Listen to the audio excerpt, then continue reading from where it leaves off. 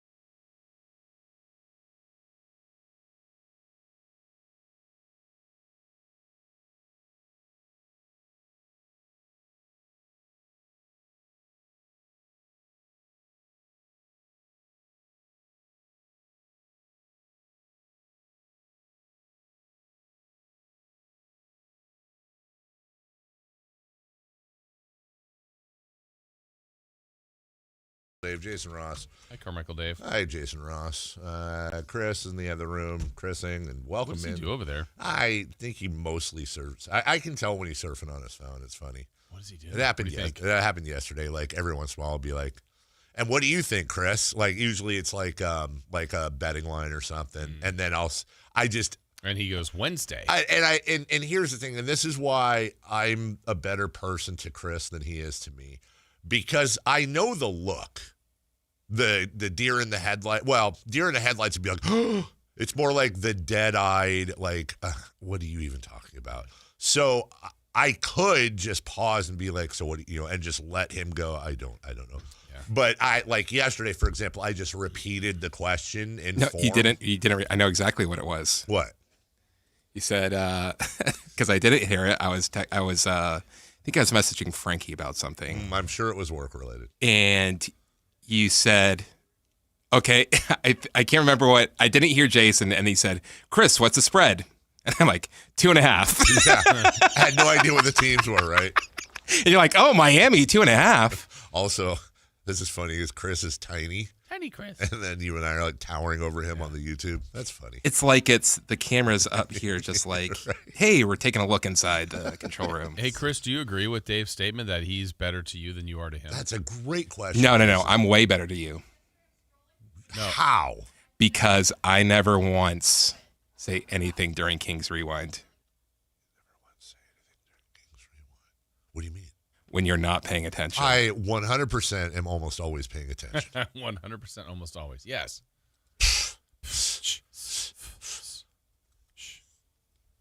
I mean, I disagree. How are your numbers? How's the ring? Let's take a look. Not going to be good. I didn't get a lot of sleep last night. Dude. Too busy partying? Yes. No. So here's how it went. I go to bed. Okay. And then just as I'm falling asleep, my wife goes to bed. And when my wife goes to bed, that means the dogs go to bed. So she's on the couch sometimes. Not last night. So wife comes up, gets in bed, and of course there's this and that. She's got she burritos, as I call it. She has to wrap herself in the blankets. Self-defense is a quick Dutch oven. Right? And so I got to deal with the cover moving. And then, first off, White Dog jumps on the bed, and she's a psychotic. And so she's got to, get all comfortable. Now, thankfully, the dogs generally sleep against my wife because she radiates like fireballs of heat. But if my wife boots them... From the fireballs in her stomach? No, just because she's hot. She runs hot. You know who else is hot? Okay. So, who's not? Yeah, me. So, the dogs don't just sleep next to her. They sleep against her. Mm-hmm. They lean into her pack animal. She's the leader of their pack, that type of thing. But what happened last night is, so Gracie, the white dog, jumps up, screws around, finally circles 27 times and finds her spot next to my wife. Okay, cool. Then, as I'm now trying to re-drift back off to sleep, imagine your head's on your pillow, your eyes are closed, you're trying to sleep, and then here's what I hear. Who's the culprit? Well, now Gus is upstairs. Oh. What Gus likes to do is Gus likes to come upstairs, and because we don't have it's hardwood or tile downstairs, carpet in our bedroom. When he gets up, he likes to get on his back and just scratch his back. He's just dogging around, just scratch my back. And as he does that, that's just the sound he makes as he's scratching his back. And then his finishing move is he rolls over and he sploots out where his back legs are straight out and his front legs are straight out. So he's flat. He looks like a boneless breasted chicken. And he drags his junk and his belly across, like he commando crawls across the carpet, and he moves back and forth. Sploot. Right. And then so finally, this is more. It's one thing if it's like a minute or two. He's going on. We're working on 10 minutes. And finally, I'm like, Gus, figure it out. Which then scared Melissa and White Dog, Gracie. Set the screen. And then finally, Gus got the message, and he jumps up and he goes to bed. So that took a while. Fell asleep. Your question was, how Could you ever fall asleep? Like, if you were asleep. Yeah. Would it wake me up? Yeah. Many times. Okay. Many times. And that's generally, yeah, sleep score. So, for example, sleep score yesterday, 84. Okay. Okay. Sleep score 76, 84, 74, right? Last night, 61. Ooh. Total sleep, 4 hours and 36 minutes, including 30 minutes of deep sleep, an hour and 4 of REM sleep. Fine, whatever. Trouble scoring. Yeah, that's going to have to be a nap today, probably. Problem is we have a soccer match at 11:30. You playing? Rotherham in the Virtu Cup Trophy. Yeah. So, anyway, that sucked because they didn't get home till like 9:30 last night from practice. And then, speaking of animals, we do shout outs. I would like to unveil a new segment called Unshout Out. I'm not shouting. Or, somebody says no offense. I say offense. Okay. Offense. Whisper out. Whisper in. Whisper in instead of shout out. Thank you. Great point. Whisper in, unshout out, and offense to cat. Cat that is somewhere in my neighborhood that this morning, as I'm out, writing the show, doing the stuff, is just screaming. Now, and I'm not talking like, I'm talking like this cat is repeatedly, meow, meow, meow. I've done it 3 times. I'll bet you it's really annoying to people. Imagine that going on for like an hour. And I want to yell like, cat, figure it out, cat. Because it worked for your dog. Yeah, but then I'll wake up other, that's neighbors. I'm not going to do that. Multiple days or just this day? Just today. And then eventually, because I think I know where you're going here, and you're correct, towards the end, the ow was met with different cat now. So cat was putting out the cat signal, and finally other cat responded. And I don't know if they're making music, humping or fighting or both. Figure it out, cat. Not great. So when I heard that when I was a kid, we went out the next day and a cat was in the shed with multiple little cats. Oh, God. Well, I hope that's not the case. Because then it's hefty bag time. Just kidding. Good save. Relax, Cat Nation. But we do have a development. So I also would like to unshout out myself. Accountability buddy. For the first time in a while yesterday, I did not do my exercise. I did not ride the bike. I did not do the workout. I did not, Jason. And funny enough, weirdly, it was your voice in my head that I kept hearing over and over again. I did not stack a day. I didn't stack a day, man. I was freaking sore. I was just, you know what? Mondays. I'm going to give you a pass. Yeah. Rest is just as important. Yep. You've been successful. It's one day. Now don't stack another day. No, of that. as a matter of fact, I've already Work figured. out during the soccer match. That's exactly what I'm going to do. There you go. That's You're exactly. good. I'm throwing on the You know soccer match at 11:30. Don't beat yourself up for that one. I want to be present and in the moment and go, okay, I still stuck to the diet, there you go. Eating well. Had you know what I did last night? I did low sodium chicken lettuce wraps last night. Okay. Man, chicken lettuce wraps are really freaking good, dude. They really are. Shout out chicken lettuce wraps. Yeah. I mean, was the plan to do 7 days a week? No, then you're plan. good. No, it wasn't. But I feel like every day I can at least go for a long walk and get my steps in, or I can ride the bike. I don't have to do the Peloton class where I'm dying. I can do the leisurely ride through Tahiti or wherever they go and just pedal along for a half hour while I'm watching something. But I felt lazy yesterday, and I know it's a Monday, and Mondays are the hardest days because that's the sleep adjustment. But want to be accountable. Going to be back on it today. Okay. You know what I'm saying? Can't do none of that. So there's that. Chris is right. Rest is important. Rest is important. Although I didn't even get 4.5 hours. Going to have to make that up too. So I think today is going to be go home, nice morning meal, and then soccer, and then workout, and then nappy, and then the evening comes, and we're doing spring rolls tonight for dinner. What's the latest time where in the day where you're like, I want a nap? 3. If you get past 3, that's the point of no return. Yeah, can't do it. If I nap after 3, I'm up till 11. Would you go 3 o'clock to just 4?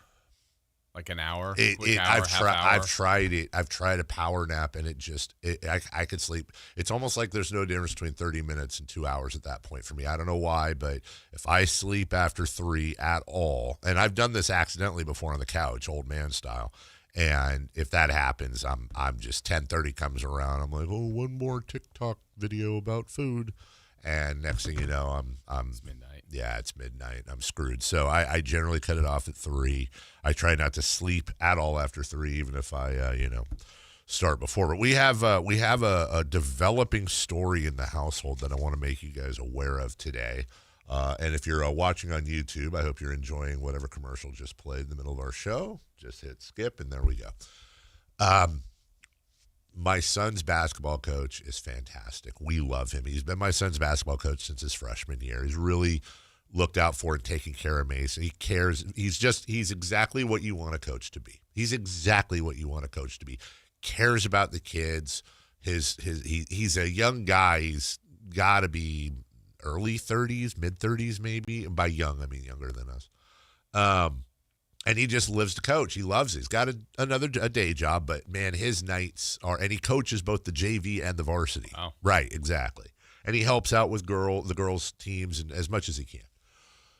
Well, apparently the game before last, and I don't want to say too much because I don't want to get him in any further hijinks, but apparently the game before last, I was informed when Melissa and Mason got home that he had been ejected, which is like, Jason, it's about like if I heard you were ejected from a game. Like, it's just completely counter to his personality. He's not I see him interact with refs. He knows them all. They're all friendly. And apparently, according to not just our people, but even people on the other team and the AD and the coaches and all that, ref was having a bad day, week, month, life, I don't know. And it was one of those, sit down and shut up and, whoa, wait, what? Okay, you're gone, that type of thing.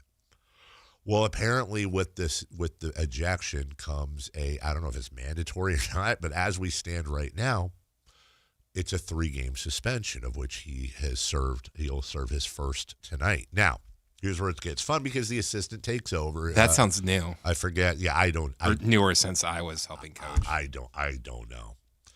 Well, his assistant takes over for the next 3 games. Here's where it gets fun. his assistant, will be coaching tonight. But he's on a pre-planned vacation. Like he's out of town for the next 2 games. This has been planned for a while. So for the 2 games, both. I heard he wants to go to San Francisco to try out his Mandarin. Yeah. So. Heard the same. No, that's just where he's staying before the game. He wanted to stay at the hotel in San Francisco. That means that now this suspension is being appealed, and it may be overturned. If it is not overturned, set the screen. The coach for the next 2 games will be my wife for boys varsity, including my son. There's 2 things that are incredibly entertaining about this for me. Number 1, my wife is apoplectic. Like she coaches girls. She has for a couple of years. She knows what she's doing. She's around, she'll sit in and help with boys practice and stuff like that. But to be the coach of boys varsity, not her first choice. Let's just put it that way. But obviously she'll do it. But the one that's really having an issue with it, and he's not being vocal about it, but I talked to him in the car about my son's nightmare is his absolute nightmare. First off, let's just be honest. Any kid, junior, senior in high school, whose mom would be the coach of any of his teams, that's a nightmare. Did your mommy get your water? Exactly. And God forbid somebody say something negative about the coach behind the scenes or whatever, or, there's just so many different things. But, of course, where my son comes into play. In my tease was best case scenario for a high school boy. So he is petrified of, how she's going to play him. Now, he's a starter, and he plays. Oh, wow, he got back to starting. Yeah. Well, earned his way back. So his thing is I was talking to him yesterday. I said, would you rather your mother start you and play you the whole game and design plays for you and stuff? Or would you rather her sit you? And he goes, I hope she sits me both. I would rather her sit me both games. Maybe he takes another 2 days to San Francisco. Maybe that's what he does. Maybe he has a pre-planned vacation. With the assistant coach. Oh my goodness. He is so nervous. What if your wife got ejected? That's the thing. I don't even know if she'll have an assistant. I think it's just her. I thought you were volunteering. No. Me? Yeah. I could dust off my assistant whistle. I love that. I love that idea, Chris. I really do. I am a huge, huge fan. I'm a huge fan of you and Melissa coaching my kids' team. That would be fun. Not me. As a matter of fact, I'm going to go, but I do not want to go. Man, I'm going to be watching the whole game, but I'm going to be double nervous now between my son out there, which I already get nervous for, and then my wife coaching. I don't know what the hell to watch, man. So is there a different assistant JV coach? That's the guy no, it's the same guy. Oh. Yeah. It's a small school.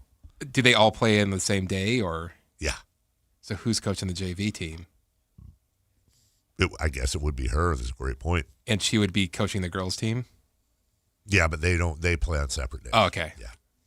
So she'd be basically coaching 3 teams for 1 or 2 days. How does she feel about it? Oh, she's nervous as hell. She's really hoping that this suspension gets reduced to 1 game. And I said, what if it doesn't? She goes, I'll do it, but I don't want to. We would like to forfeit, please. And it's funny because this the ball. Right, exactly.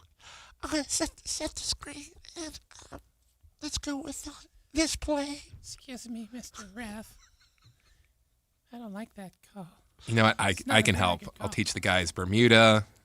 Yes. It's going to be a real game changer. We run Aruba, Jamaica. Ooh. I want to. Key Largo, Montego. Basically run the cocktail offense. Where does it end? Actually, late in the game, we run Kokomo. Yeah. See, here's the thing: when you're running a play, you get through it too fast. You really want to take it slow. You really, yeah. Guys, that's how I want to go. Yeah, way down there. Isn't that song really kind of a funny anomaly when you think about it, though? If you really go back and think about the Cocktail soundtrack and the Tom Cruise movie, like that had nothing to do with Brian Wilson. The Beach Boys were basically playing casinos and playing their old stuff. And then somehow, some way, one time, they all write and come together on one of their biggest hits of all time is Cocktail. And it's also, there's now a Cocktail undercurrent, I should say, of people that like think it's the worst song ever made. I can kind of like, I see both sides. If it comes on, I'm not turning it down. Yeah. What song is Cocktail? Or I'm sorry, Coke. Okay. Off the Cocktail soundtrack. Sorry, Cocktail. That was the cartoon. It's like, did they steal it? Ooh. Cocktails. Ooh. Easy. So, So that's tonight or tomorrow night? game one is tonight, but the assistant coach is there. So she's going to be sitting in, I believe, as assistant tonight with assistant head coaching. Interesting. Who are they playing? I don't know. And Country Day? I don't like saying anyways. They're playing another school. Oh, they are. They are. New Life Christian. NLC, baby. Woodland Christian. I don't Victory Christian. Oh, my God. Sister Christian? Victory Christian. Wait, aren't they in Carmichael? Yeah. I grew up right. Yeah, that's like a walking distance from my house. That's by the Carmichael Library. Hated Victory Who are you rooting Christian. for? Yeah, VC. VC. How long before your wife's coaching in the NBA? Kings talked to her last year, decided on Doug Christie, so she'll get her moment. Yeah. The thing is that my wife starts. She's about to start school at what's the Dan Marley school in Arizona? Grand Canyon. To finish up she's got like I don't know, a handful of units to get her teaching credential, and then she has to go for the rest of this year and all of next year. And then she'll be full-time teaching and coaching. That's kind of, I'm really proud of her. You know, I always bitch about my wife, and there's a lot of reason to do so. But I'm actually really proud of her because when you know, here's where my wife's awesome. When I got fired and did the podcast where we made $500 a month from Jiffy Lube, and then Jiffy Lube heard my opening song, which was MF by who are the sale guys? AWOL Nation. And yes, MF stands for exactly that. And then Jiffy Lube heard that, and they were like, yeah, you know, we love you, but we're going to have to back off of this. So, like, for 4 months of my podcast, which happened for 10 months, my entire income was $500, which Why didn't you just change the song? Oh no, then they started, but because they also were listening to the content of the show as well, in which we were not a censored show. Oh man, there was some stuff you were saying that was wild. Sure was. Glad no. Hopefully. Okay, well there was that. Yeah, thanks for listening, Chris. So I blame Sean Thomas for most of that. So. You gotta remember that when that happened, Avery was 3, Mason was 2, and Melissa had not worked since she had the babies. I was working and doing that. So then you think about like how rad is a wife. I mean, my wife is full on a pain in the ass, and I am too probably. Probably. I'm good. But, like, for her to be like, for me to be like, I want to go on this RV trip. I don't know what it's going to accomplish. I'm not going to make anything. It's actually going to cost money. I need you to continue to work your 40-hour weeks with 2 toddlers while I do this. Can you handle that while I'm gone for literally 1 month? And she was like, yeah, we'll make it work. I mean, that's like great for life, right? Yeah. Now she got in the mortgage business, and she did really well there for 10, 12 years, processing loans and stuff. But she found her true calling, and she did. She did this a couple years ago because she just wanted to. She got laid off. Mortgage business is bad. Our best friends, he's vice principal of a school, got her a volunteer job and working with in the special education department, and she just fell in love with those kids. And she fell in love with being involved in the school environment and coaching, what's next and all that. And now she's going to get her degree and be a teacher. And it gives her, she's not going to be rich, but it's going to give her enrichment. And so, you know what? We had unshout out earlier. Shout out to my wife. There you go. I don't really ever shout out my wife. True shout out to my wife. Should have waited an hour for this. Huh? Oh, my God. You're so right. She's nowhere near listening right now. Crap. I just wasted all that good stuff I said about her, and she's not listening. We'll take a break. Hey, we got a good break. We got some. Did I tell you guys I went downstairs and talked to sales yesterday? This is a true story. Don't look at the rest of them. Oh, come on. The last hour's all right. Okay. I actually did go. I went and gave sales a pep talk. It's like, guys. How'd they do with it? These breaks are they're actually really good. It's like, what's going on? Are we okay? Can we pitch in? Can we help? That's my way of saying get your act together. It's like, hey, is there anything I'm doing wrong? We'll take a break. We got What's your Matt. third figure it out of the opening segment. There's a lot of figuring out. The cat to the dog and to sales. Unshout-outs. Yeah. Matt Barris is going to join us. He's back from Philadelphia. We're looking forward to see how much abuse he took over there, especially when the team that is Philadelphia lost. We've got 2 beams in a row. I don't know what's going on. Are we back to play-in potential? Could this team challenge? We're going to talk about that as well. Kings Rewind and so much more. It's a fun show today. Sit back, relax. We're so happy you're with us on Sactown Sports. The only place you'll find Malik Monk is Sactown Sports. Oh my, what an athletic move that time by Malik Monk. Hey Sacramento, it's Malik Monk and you're listening to the home of the Sacramento Kings, Sactown Sports. Your local sports leader. The Sactown Sports 49ers Report is brought to you by Kia of Vacaville, located beside the Vacaville outlets. Niners pull off the big-time upset in Philly, defeating the defending champs 23-19. Christian McCaffrey had over 100 yards from scrimmage and 2 touchdowns in the win. The D comes up with a stop in the final minute to secure the win. Niners now travel to Seattle on Saturday for a divisional round playoff game. Catch that game right here on Sactown Sports 1140, beginning at 4 o'clock. Football season is here at Kia of Vacaville. You can score big in a new 2025 Kia Niro LX with up to 53 MPG combined at Kia of Vacaville. Perfect for road trips, tailgates, and cruising to Levi Stadium in style and comfort. But don't wait. Inventory is limited at Kia of Vacaville, and these deals won't last long. Visit KiaVacaville.com or stop by right next to the Vacaville outlets for friendly service, easy shopping, and unbeatable value. All in one stop. Kia of Vacaville, where the adventure begins. This is the story of the one. As an HVAC technician, he and his digital multimeter are in high demand. So when a noisy office HVAC turns out to be a failing blower motor, he doesn't break a sweat. With Grainger's easy-to-use website and product information, he selects the product he needs to keep everything humming right along. Call 1-800-GRAINGER, click Grainger.com, or just stop by. Grainger, for the ones who get it done.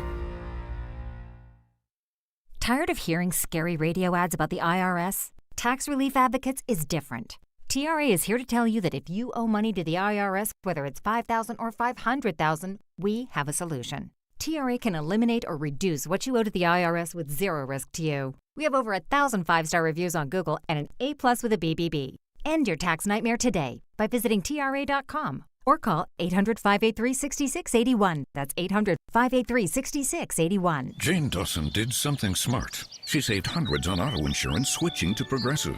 With the money she saved, she got herself a pricey bird feeder with an ultra-high-def camera. Should Jane have just bought a regular bird feeder? Yes. Is it hard for her to admire nature when the camera doubles as the bird's potty? Also, yes. But it's Jane's savings, and if she wants to spend her time watching the digestive habits of the white-breasted nuthatch, we say you go, girl. Switch and see if you could save with Progressive and treat yourself. Progressive Casualty Insurance Company and Affiliates. Taxes was feeling so stuck. Sitting in traffic, squeezing into a parking spot, all to squeeze in getting tax help during your lunch break. Now Taxes is a TurboTax expert who does your taxes for you, while you go about your day getting real-time notifications about their progress and the most money back guaranteed. Now this is Taxes. Intuit TurboTax. See guarantee details at turbotax.com/guarantees. Only available with TurboTax experts. Real-time updates only in iOS mobile app. Everybody loves the season of giving, but now the season of paying for it is upon us. That not-so-wonderful time of the year when millions of Americans open their credit card statements, stare in horror at the balance, and resolve then and there to find new ways to save money. If you're among those Americans, why not start by cutting your wireless bill in half right now with Pure Talk's Saver plan. It's easy. You'll get unlimited talk, text, and 3 gigs of high-speed data on a super-fast, nationwide 5G network for just $20 a month.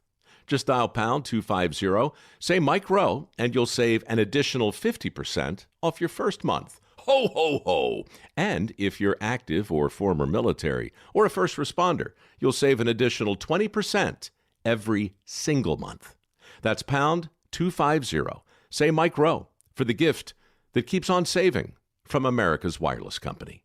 Pure Talk. Golf to Go is brought to you by the Hagen Oaks Golf Super Shop. Here's Frank LaRosa. As another new year begins, I'm reflecting on all that has happened. I'm filled with gratitude for the Golf to Go show guests who've trusted us with their time, their thoughts, and their dreams. People like putter magician Scotty Cameron, First Tee's Angie Dixon, former football great Peyton Manning, LPGA legend Nancy Lopez, the heralded team at Hagen Oaks like Ken Morton Jr., Tom Morton, PGA Golf to Go's resident on-air playing coach, and Mike Woods, PGA Director of Golf, and all the PGA professionals and guests who've educated and informed us over last year's 52 shows. Thanks also to you, our loyal listeners, who are there every week with compliments and suggestions when we might get a bit off track. Thanks also to the game that brings us all together. Thanks to the millions of men, women, boys, and girls who play the game. Thanks to the able-bodied, and thanks also to the programs that nurture those in need of a lift, like the California Eagles, PGA Hope, and many more. We are fortunate for our world-class golf and to have lived life and had a chance to play the game. That's your Golf to Go. I'm Frank LaRosa.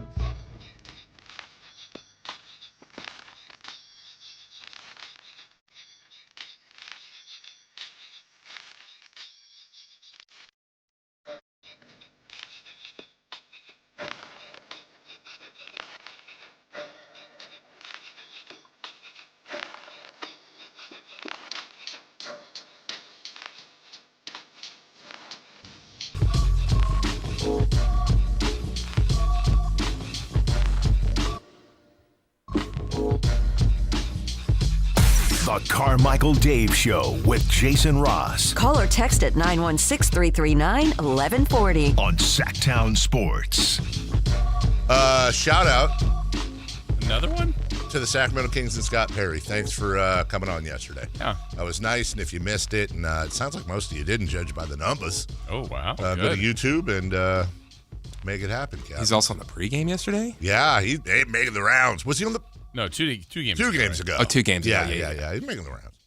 Also, I want to say this delicately because I don't want it in any way to sound disrespectful. It's just one of those, like, we smiled about it, but I know all of you said it, and I'm just peeling the curtain back. I know a lot of you said it. You remarked. I think in the future we will not be conducting the interview on speakerphone. Yes. We were? Huh? We were on speakerphone? We were. Yeah, we were. Yeah. What's the proper terminology there? Because we were on speakerphone to him. Yeah. But he was on his speakerphone. Okay. Or what I was actually hoping is, because that would be just a gangster move, is if he was in the bathroom. How great would that be? Great. I'll do the interview. You know what? I'll do the interview wherever I want. It's true. Bathroom, garage, backyard, doesn't matter. It's crazy how much knowledge he had on the Kings, too, seeing as he was the GM of the Lakers. It's a good luck. Oh, he had a bad day. Lakers. His Lakers How lost. has that not been clipped up? Yeah, that's so bad. Both his teams lost. Dave loves L.A. Dave loves it. His Lakers and his Lakers and his Steelers. Oh, the Steelers got crunched. That was a game for a minute. I mean, we're going to talk about it. That's right. Next week, they'll be back. Foof. Tom will get fired? Replaced by Harbaugh? I mean, they should just job switch. They should. That would actually, honestly, that would make, you have like wife swap, have team swap. Yeah. Harbaugh to the Steelers for another 20 years. Tomlin to the, actually, Jason, you're kind of onto something there. Tomlin on the Ravens makes a lot of sense too. Like that actually is almost too good to be true. Just put Harbaugh in the Steelers. He's there forever. And then put Tomlin on the Ravens and he's there forever. One of the 2 of the most stable franchise. What have the Ravens had? It went Billick. Didn't it go Billick to Harbaugh? I believe so. I don't think I'm missing anyone.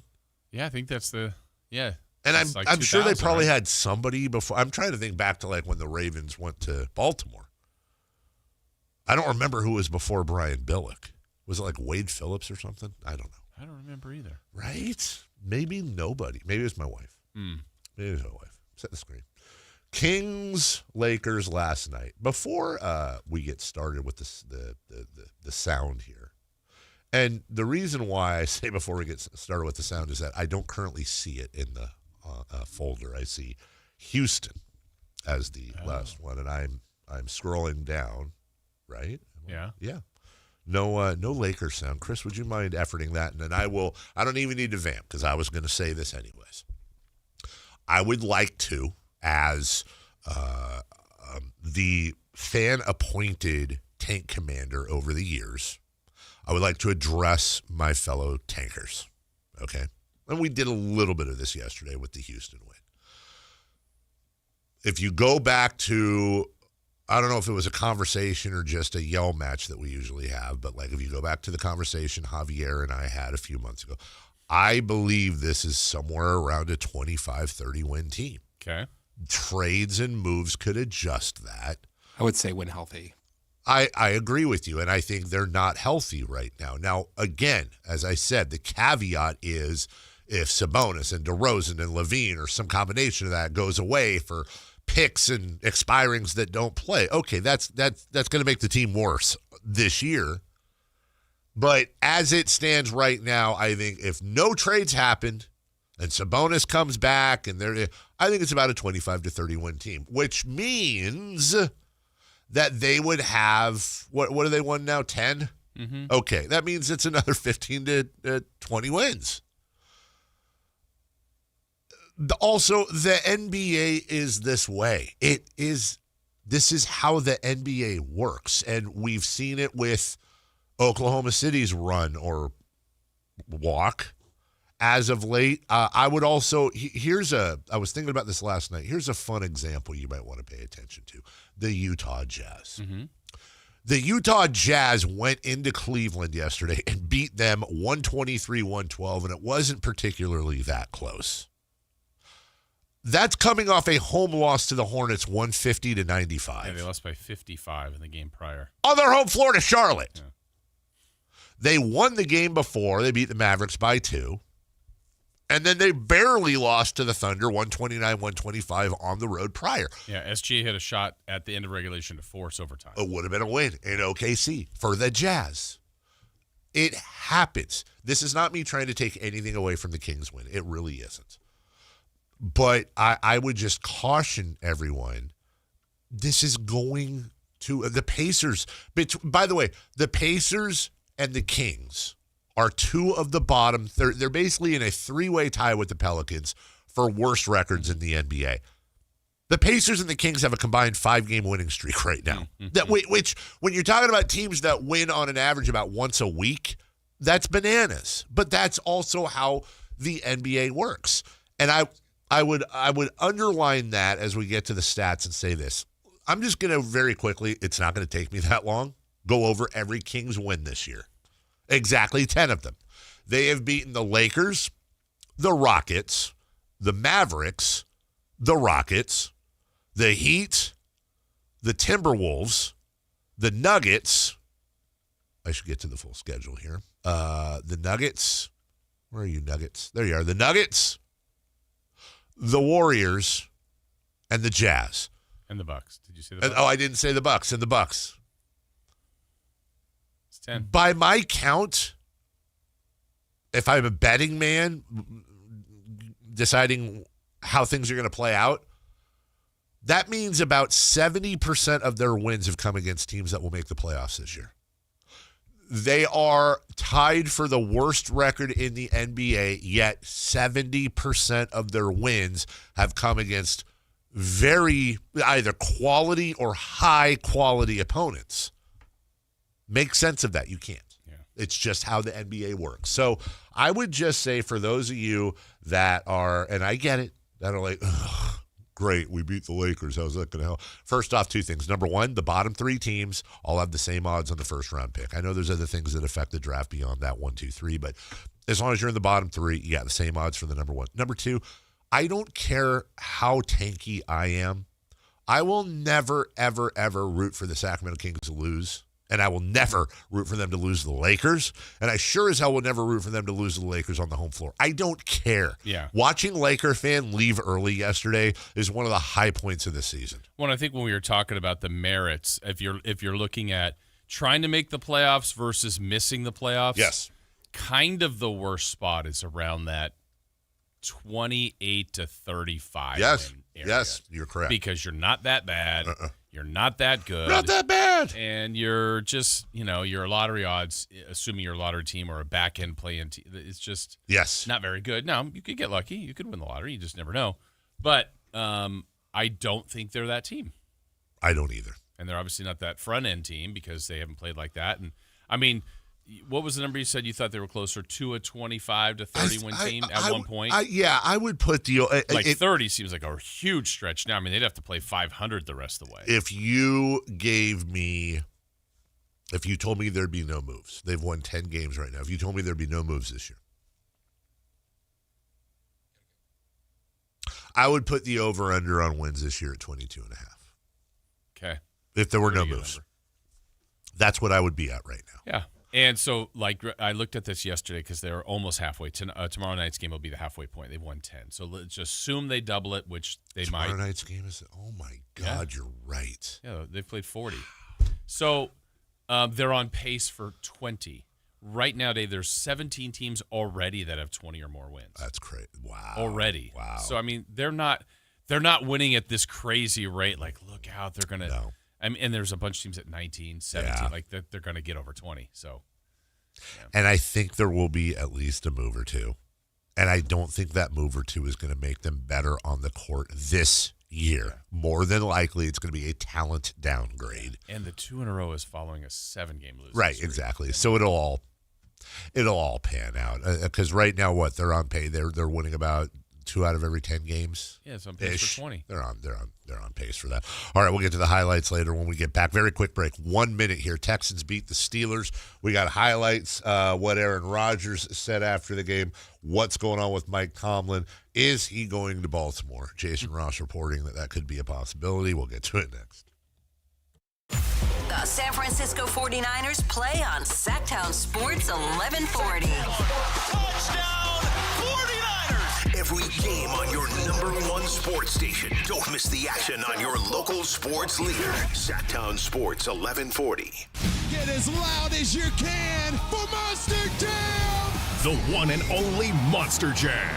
Packed with stunts, smiles, and jaw-dropping skills. See the world's best drivers tear up the dirt in your favorite Monster Jam trucks. Like Gravedigger, El Toro Loco, Megalodon, and more. Only at Monster Jam.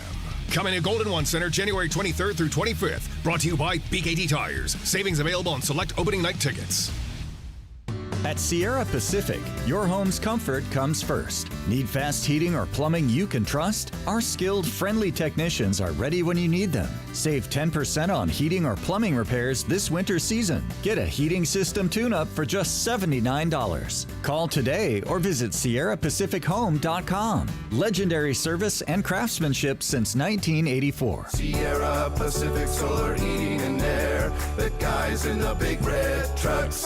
Hey, it's Carmichael Dave here for Capital Casino, Sacramento's #1 poker room, inviting you to come join them every Wednesday for their midweek madness drawing, giving away $2,000 in total cash starting at 6 p.m. It's a safe and friendly environment, plenty of well-lit parking available, and it's conveniently located right there in downtown Sacramento. And remember, best food, best service, best games, 411 North 16th Street in downtown Sacramento. For more information, log on to capital-casino.com and gamble responsibly. 1-800-GAMBLER.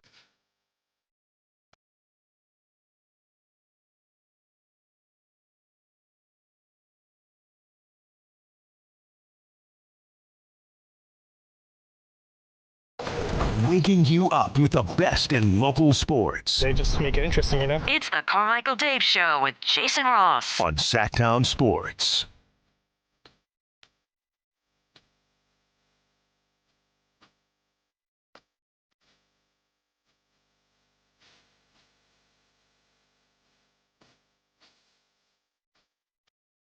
Hey, welcome back. So I don't hate anybody for anything. Good. Here's an Eagles fan on A.J. Brown and Kevin Petullo, the coordinator. Yes, this was a huge letdown. This was my Christmas present, and I got a loss. Oh, no. You probably would have rather had Cole, huh? Yeah, probably. I'm feeling two of two things. A, I want A.J. Brown packing his bags, and I want him somewhere else that is not here. I love you, A.J., but, like, you can't make those drops in that game. And I also want Kevin Petullo flipping burgers at, like, the local McDonald's or something. I don't care. Why do you say that? Whenever he's an offensive coordinator, it's like he's flipping burgers. One side, he's cooking. One half, he's cooking. And the other half is completely raw. Did Kid do that on his own, or is that something Kid's dad said? Oh, it's 100% repeating what he's heard, but he's good at it. That kid, speaking of dangers. I love it. In 20 years, mustache, beer belly, Miller Lite. Yeah. Guaranteed. And maybe hosting a show in Philly. Maybe, taking over for Spike Eskin at some point. Or a podcast, exactly. At some point, maybe this summer, I always try to write these things down. We need to come up with our Mount Rushmore of Kid interviews like that. Because Hitting Dinger, yes. I love that you said that. I don't know. Christy, would you even know where to find that? What is it? Apparently, and then apparently. Yeah. Yes. That one's to me, that's the best. You've got a Hit Dingers. You got this one. This one's got to be in there now. Chris, you had another kid a while back. It's funny that you said that. I just went to go look at Canadian kid who came down to L.A. to go to Disneyland that closed for COVID. Oh, no. Can you play it? Closing for the whole month, and we come from Canada. Took a long trip to get here. It's great. The video really adds to it. Down from Canada, long trip to get here. He looks like a 40-year-old man just getting off of his shift. The thing that sucks, because it's not, the kid doesn't talk. It doesn't work for the radio, but perhaps my favorite kid sports moment is that ginger kid they kept closing up on the Little League World Series or whatever that was doing the eyebrows with the camera. He was flirting with the camera, and they kept going back to him, and he was having the stare off. I thought you were going to say there's one, because I just saw it again yesterday. I've seen it a ton, but it's a hockey game where I think the sign behind the kid, and he's less than, maybe he's 6 or 7. Oh, George. Yeah, George, yes. First hockey match. Yes. And then he's kind of not sure what's going on. He's on the big screen, place goes nuts. Yes. Anytime they show anyone else, boo, they go back to him, and then he's getting a little bit more like, wait, that's for me. And just, it's about 7 times. And he also looks like he's a 38-year-old British kid, too. Yeah. A little pudge there, the hair, all that. Cutest kid ever. He's got kids of his own. Because they were showing, I think it was against the Lightning. They were showing, like, the opposing team, somebody in their jersey. Boo. Then they showed George. I like that one. Did you see the little kid minor league hockey game over the weekend where they all got in a brawl? Oh, no. No? Chris, did you? I don't think so. Don't look it up. I'm showing you guys. Oh, my God. How have you not? I get so excited when you guys haven't seen anything. This, like, the whole team got in a brawl and nobody stopped it. And it was just little kids at a minor league hockey not halftime, but like in between periods. How they do like little kid basketball sometimes at Golden One. And there's one of the goalies is just taking fools out. Oh, my God. It's tremendous. And they were in L.A., right? Were they? Yeah, one of the kids was actually interviewed afterwards. Oh, what did he have to say? It's closing for the whole month, and we come from Canada. Took a long trip to get here. See why they wanted to fight. I understand why. Here's a British Irish guy again on the Juwan Jennings pass. Purdy hands the ball off. It's a little trickeration as it goes to Juwan Jennings. He's going to throw downfield. Christian McCaffrey, end zone, touchdown Niners! Touchdown Niners! What an unbelievable play! Purdy tipping the ball to Sky Moore. Purdy. We should. Where do we get this guy on? Mm-hmm. Get this guy on to help us preview before the thing. Since we're running through stuff, and I don't want to spend a ton of time on the Steelers, but we will. Steelers and Texans. Throwback to our very own Isaiah Thomas. This came across the timeline yesterday. And one of the great turns I've ever seen. I forgot about this. This is one of the great 180s I've ever seen in an athlete interview. When I missed the first free throw and made the second. Wait, he isn't swearing this, does he, Chris? No. Okay. I'm running back, and a fan has both of his middle fingers up and said, "F you," 3 times. So then the timeout goes, and I go in the stands to confront him. I say, don't be disrespectful. That calm. Be a man. I'm a man before anything, and be a fan. And his response was, I'm sorry, I just wanted a Frosty. Yeah. Because if you miss 2 free throws, I guess the fans get a Frosty. So that's what happened, and I walked back. I don't think I remember that. Yeah, that was great at the time. I think you see one of the great turnarounds was the presser with Jacksonville's coach, Liam Cohen. Oh, where he started out Duvaling? Well, no, when the lady basically. Oh, yes. She's talking about like Jacksonville's grandma just like said really nice things. Loved it. I mean, loved it. I loved it almost as much as I loved some members of the press's outrage. It's just launched holier than thou. How dare she? Unprofessional. Ask the tough question. Just shut up. She made a coach who was borderline. He wasn't in but he was. He was having a bad day. Happy. Yeah. Or turned him around. And yes, we get it. It's not the press's job. And you've got to have lines of demarcation. She's from like the Jacksonville Ledger Democrat Daily Gazette, whatever the hell it is. And I don't mean that disrespectfully, but just it's not like we're talking about Fox News, CNN, and the Washington Post, and God, whatever you watch. Keep your head up. Yeah. Okay. Also, if I'm going to say the serious reporter, not everyone asks a great question. No, they don't. I mean, I've been guilty of that. It just happens. Yeah. What if it was Curry after the Warriors went out of the playoffs and they were saying that? Well, it's just unprofessional. Good point. Can't do that. Yeah. Okay, then we agree on that. How about take some pride in your job? But this is Duval. It's Duval. It's okay. And let me just say, by the way, if Liam Cohen had somehow found out before his press conference that she had just lost her mother, and in his press conference was like, hey, by the way, I just want to tell you, hey, it gets better. Well, you're in our prayers. Take care. We're here if you need me and all that. Nobody'd be like, how unprofessional of the coach. You should be focusing on the play. Well, I'd be like, what a really nice thing for him to say. What if she was a plant? I think it's even better. If she was a plant. That is a talking plant. It's a talking plant. And then finally, before we get to Texans highlights, somebody pointed this out. It always makes me laugh. Rest his soul, Marvin Gaye. But I always love when somebody points out he had a lot of questions when he was with us. What's going on? Mm-hmm. What's happening, brother? Where are we going? How deep is the ocean? How high is the moon? What's the matter with you, baby? When did you stop loving me? What good am I without you? What kind of fool am I, and why did I choose you? All songs by Marvin Gaye. I don't think I'd like to hear that last one if I was. Why did I choose you? Yeah. Imagine me dedicating that one to my wife. And it's probably like, I don't know the song. Forgive me, but it's probably, here's my guess. The lyrics are something like, why did I choose you? Because you're the best ever in the world and I love you. It's one of those, like, why did I choose you? Because you're the greatest and you're so much better than me. But still, a song that starts out with, why did I choose you? That doesn't sound right.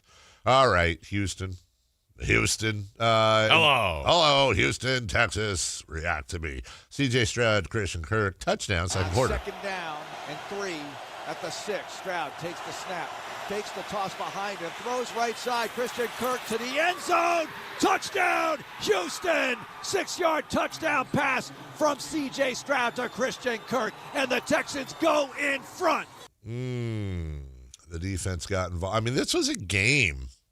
Midway through the third, like it was a boring game, but it was a game, and it was anyone's game if we're being honest. But my goodness, you had some good defense in the first out of the Steelers. Yeah, you target those guys more. Stroud gets a snap, will give, and now it's going to be a flea flicker. Stroud back, pressure coming, hit, and the ball is out, and Y.A. Black has it for the Steelers at the 45-yard line. Well, the pressure came from Sawyer, and Y.A. Black snatched it out of the air.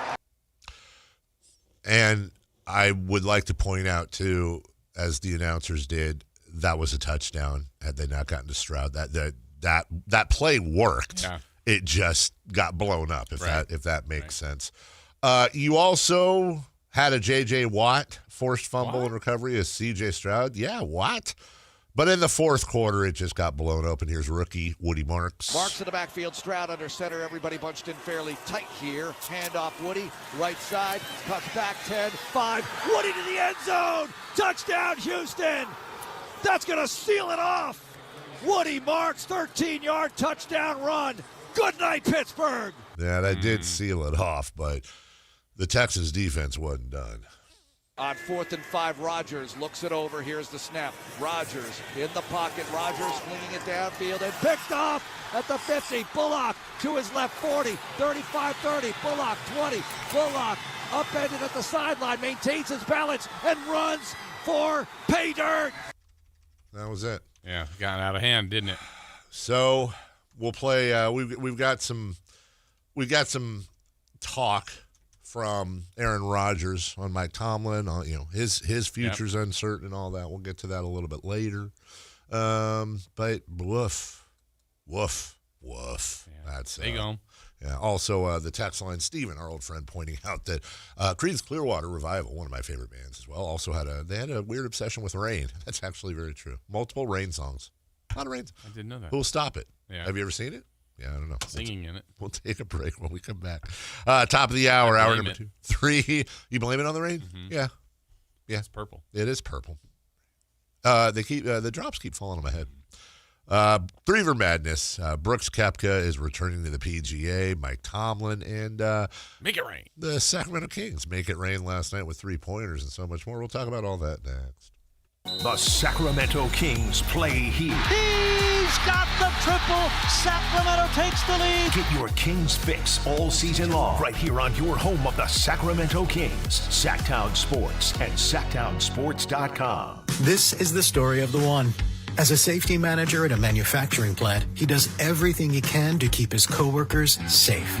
From finding ways to reduce risks to keeping safety supplies in stock.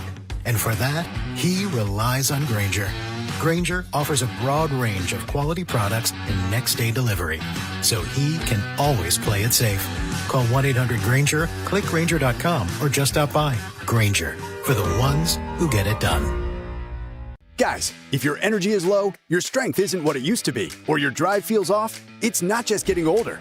For many men, it's low testosterone. At Revive Men's Health Sacramento, you can start with a free T-check, exam, and consultation so you get real answers about your testosterone levels and overall health. And this month only, qualified patients may receive 25% off testosterone replacement therapy. This isn't guesswork or one-size-fits-all treatment. Revive specializes in personalized, closely monitored testosterone care designed to help men feel stronger, sharper, and more like themselves again. With over 120,000 patients treated since 2011, Revive Men's Health is trusted for results, not hype. If you've been putting this off, now is the time to act. Claim your free T-check and consultation and see if you qualify for 25% off TRT. This month only. Call 916-619-3000. That's 916-619-3000. Or visit ReviveMen'sHealth.com. Terms apply, must medically qualify. With Progressive's Name Your Price tool, you can choose the best coverage option for you. Because you know you. Like, you know that hiking isn't for you. Sure, it sounds nice to be in nature while exercising, but that's what a gym and houseplants are for. I mean, you don't even like walking upstairs. So why would you walk up a hill for miles? To what, end up high in the air? Come on, you know you're scared of heights. Only you know you. So get coverage options within your budget with Progressive's Name Your Price tool. Progressive Casualty Insurance Company and Affiliates. Price and coverage match limited by state law. With the new IHOP value menu, $6 is all it takes to go to your happy place, where stacks of pancakes with bacon and eggs are just $6 every day. French toast, sausage, and eggs are, you guessed it, $6. And fluffy omelets come with a side of pancakes and only cost $6. Go to your happy plates every day at IHOP. $7 in some locations. Available every day for a limited time at participating restaurants in the U.S. Hours may vary. No substitutions. Not valid with other discounts or promotions. Prices may vary. There are many reasons to choose Gonzalez Law Offices. As a dedicated trial lawyer with an undefeated record from 2016 through 2019, and you'll know that no case is too big or too small. Due to his success, hard work, and commitment to excellence, attorney Jonathan Gonzalez has been listed in Super Lawyer's Rising Stars as well as in the top 40 under 40 list by national trial lawyers. You can find Gonzalez Law Office online at saclegaldefense.com or call him at 916-304-9187. How do you stay humble when you're America's #1 wiper blade? That's what we're currently dealing with at Rain-X. Is it even possible to humble brag when you bully Mother Nature like we do? Do we sound too conceited if we keep repeating how Rain-X is the #1 brand of wiper blades in America? No. We'll take a lesson from our wipers and just keep doing our job with humility. As America's #1 wiper blade, Rain-X. Outsmart the elements. It's a new year, and Aleve is here to help you keep your New Year's resolutions on track. Whether it's a daily walk, hitting the gym, or spending more time with friends and family, Aleve's got your back. With up to 12 hours of body pain relief per dose, Aleve keeps you moving with long-lasting body pain relief so you can chase those dreams and achieve your goals. Don't let body pain slow you down. Keep going with Aleve, because this year is your year. Try Aleve. Use as directed for minor aches and pains. Big savings are back at Folsom Lake Honda, your one-stop Honda shop. Looking to own or lease? We have options for everyone. Plus, lower interest rates at Folsom Lake Honda make for lower payments. It's no wonder Folsom Lake Honda is your one-stop Honda shop. Get an instant cash offer for your trade at FolsomLakeHonda.com. We'll buy your car whether you buy from us or not. Visit us today at FolsomLakeHonda.com.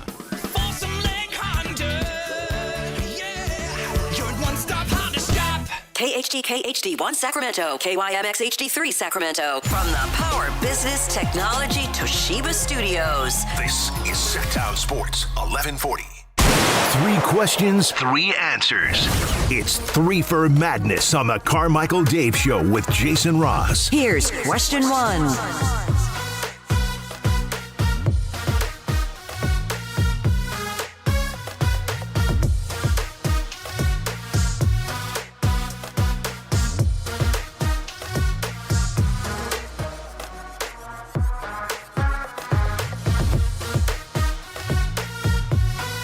Matt Barrows will join us at 9 a.m., usually Monday, but travel time, so Tuesday. So, hey, you get a special Tuesday edition of Matthew Barrows, 3 for Madness. Question 1. Brooks Koepka is back on the PGA Tour along with some pretty big financial penalties. Should the PGA have allowed him back? Yeah, they should have, I think. I understand. Look. Here's the argument to not let him back. Or here's one of many arguments to let him back. I just want to illustrate it. I'm not ignoring it. The argument, and by the way, I'm not pushing the argument, so relax. I'm saying there are those that would say, okay, well, he and a bunch of other guys left the PGA Tour and they went and took blood money from Saudi Arabia to go play in a golf league that was a direct competitor and cost the PGA Tour and cost the members, the players as well, a lot of money and hassle and issues and damn near killed the thing or forced it into, not that long ago, we were talking about a merger between Live Golf and the PGA Tour. And you can't just go get paid a crap ton of money, and then on top of that, the issues some have with where that money came from, and then after you've cashed all your checks and you've taken a few years as a sabbatical, come back and be like, all right, I completely left and screwed you guys or tried to screw you guys, and now I want to come back and play all these matches, play in all these tournaments, and we can all be friends. That's one of the, and I would say the major debate and the major negative. So I'm aware of that. I'm not indifferent to it. But the PGA Tour thrives and golf thrives the most when you have the best all together playing against each other. And unlike boxing or MMA or really honestly football, basketball, or baseball, all the best play each other all the time. There's no hiding. Everybody plays everybody every week. That doesn't happen in the other sport. You all are playing against each other simultaneously. And I, for one, would rather watch a golf tour that has Brooks Koepka and has Cam Smith and has Bryson DeChambeau and has anyone who's good at golf playing against John Rahm. Yeah. So the PGA has opened up this window strategically to try to get, whether it's Brooks Koepka or any of the other guys I just mentioned back. And the penalties are as follows. Koepka will not be able to receive equity shares in the Tour's player equity program for 5 years, which they say is going to be somewhere around an 8-figure penalty. No access to the FedEx Cup bonus pool, so he can't receive a bonus from the season-long $100 million FedEx Cup bonus pool. He's got to make a $5 million charitable contribution, charity yet to be determined. The financial repercussions could range from around 50 to 85 million, and that depends on how competitive he is and the growth of the tour. They're offering that same air quotes deal to other players, which is basically saying, hey, look, you went somewhere else and you got all this money. Well, you're not going to pay us that money, but we're going to make that money a little bit back if you're playing with us out of your winnings, basically. Yeah. I don't know that there's a perfect response. You could say none of them get to come back. I think golf loses. I think you could say everybody comes back and there'd be a civil war within the PGA Tour. I don't think it's perfect. I don't like defending the PGA Tour. I like that there's an opening for these guys to come back, and I hope they do. Yeah, I think, look, much like when the first person that went to the Live Tour, because we were like, is anybody going to do this? And then someone, and then another, and then another, and then another. Then all of a sudden they're getting a ton of golfers, and you're like, wait, is this tour going to be just better than the PGA Tour? Is the PGA Tour now going to be gone? Yeah. Well, that never happened, but they got a lot of players. Yes. And, I mean, these are stiff penalties to me, yes. But it's also a precedent now. Someone's done it. Yep. And in the end, what does the PGA Tour want? Those golfers back. Yes. I think they do. Yes. I mean, I think if yes, if you and I were on the board and we're in the PGA Tour meetings, like, I want those guys back. It makes our sport better. So the fact that they put those penalties out there is pretty strict, but you're trying to protect those guys that have stuck with you. Yes. But man, the more this is good news to me for the PGA Tour. Now I know it's a huge penalty, but if that's one, is it just going to be one? I don't know. But if you get a few more, that's going to be good for him. I don't think this is for Brooks Koepka. I think Brooks Koepka is a means to an end. I think there's probably exactly 3, maybe 4 golfers they truly care about. Koepka being one. I would say Cam Smith, but honestly, I don't hear this clamoring for Cam Smith, who when he left was doing. I like Cam Smith, but it's probably Rahm. It's Rahm. It's in this order. DeChambeau. I think it's Koepka third, Rahm second. The prize is Bryson DeChambeau. That's the golden goose. That's who they want. He is immensely popular. He has mastered golf social media unlike any other golfer. He's tremendous content. This is about Bryson DeChambeau. And when it happened, it felt like, oh man, they lost Dustin Johnson. Yeah. And now he's just I didn't even mention Dustin. Right. He's not the same guy that he was when he left. No, because I think Dustin, this has always been the criticism of Dustin Johnson, is Dustin Johnson's talent is insane.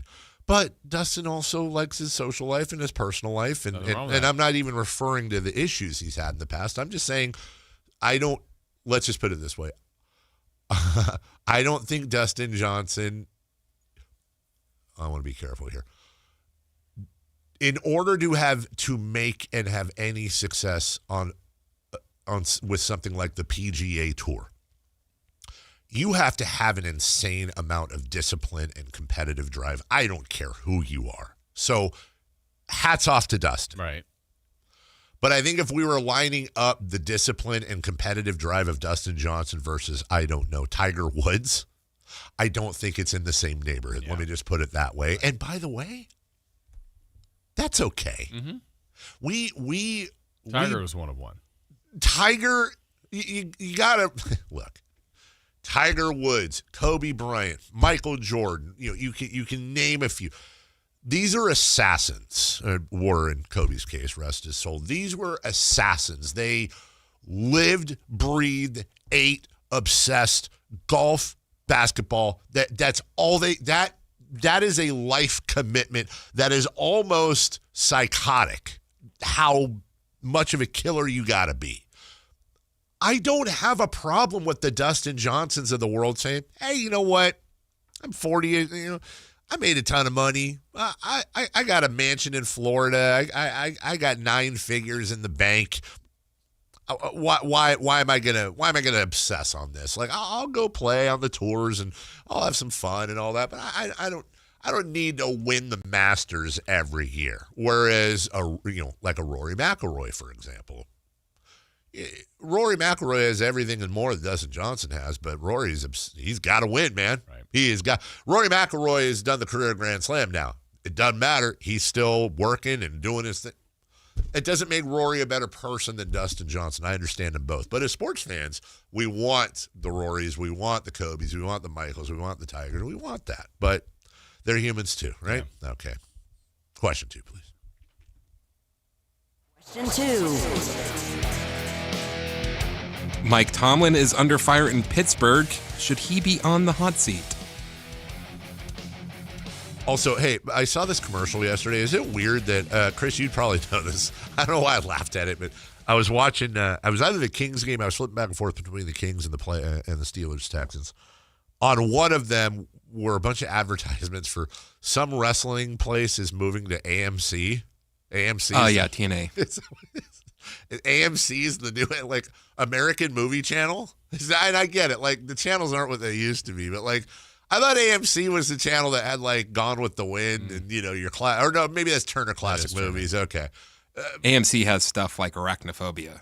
And didn't they? Fugitive. Was AMC Breaking Bad? Okay. So they've.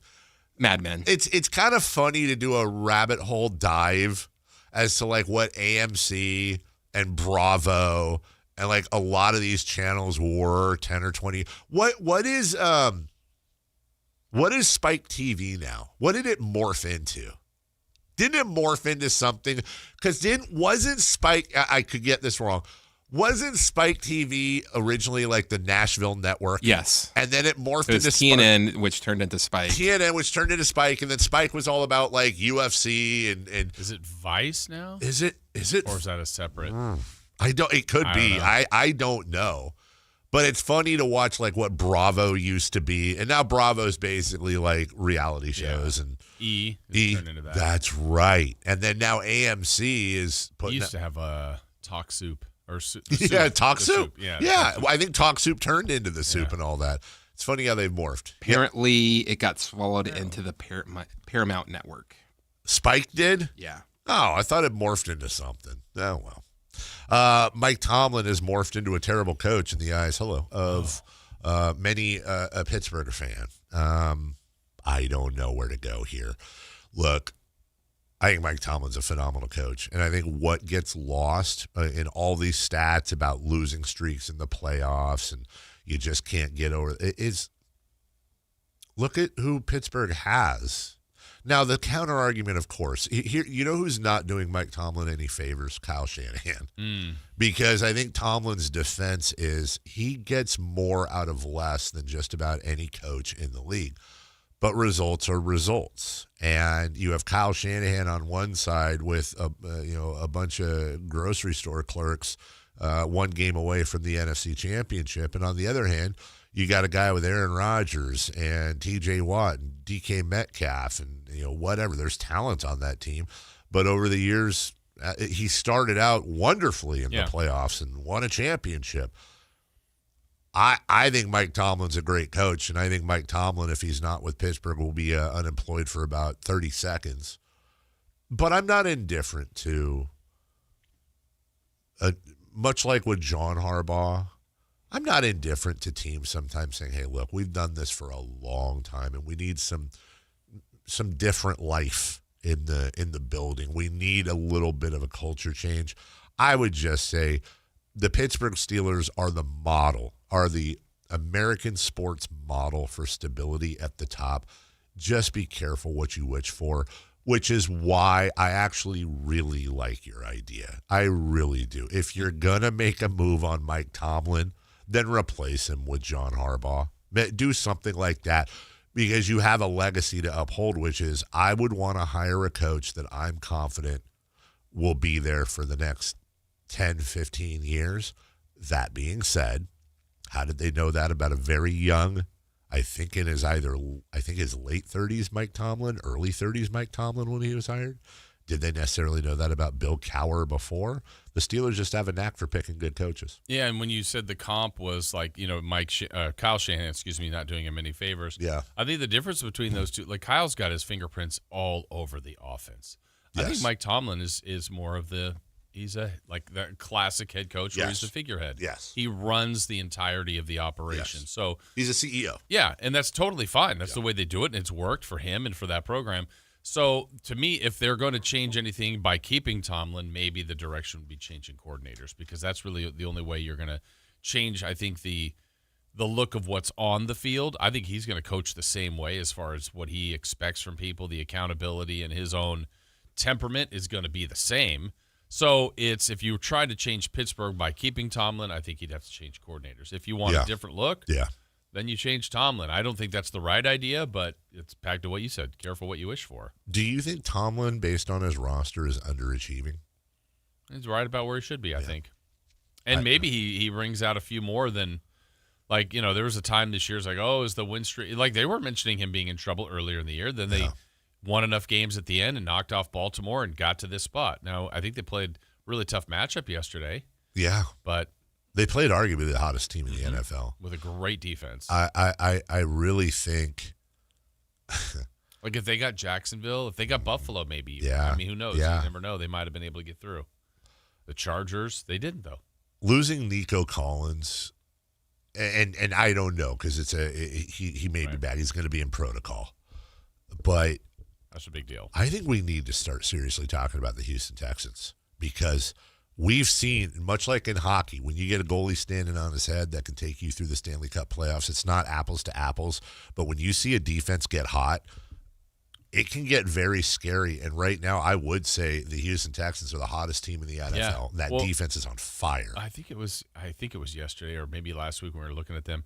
Remember you started reading their wins? I'm like, look at the wins. It's not like they beat the Colts. Well, even the Colts, who were at one point, they beat a ton of good teams. Jacksonville at Tennessee, Buffalo at Indy, at KC, Arizona, Raiders at Chargers, Indianapolis, and now Pittsburgh. That is 10 wins in a row. There are obviously some easier wins than others in there, but they've won 10 in a row.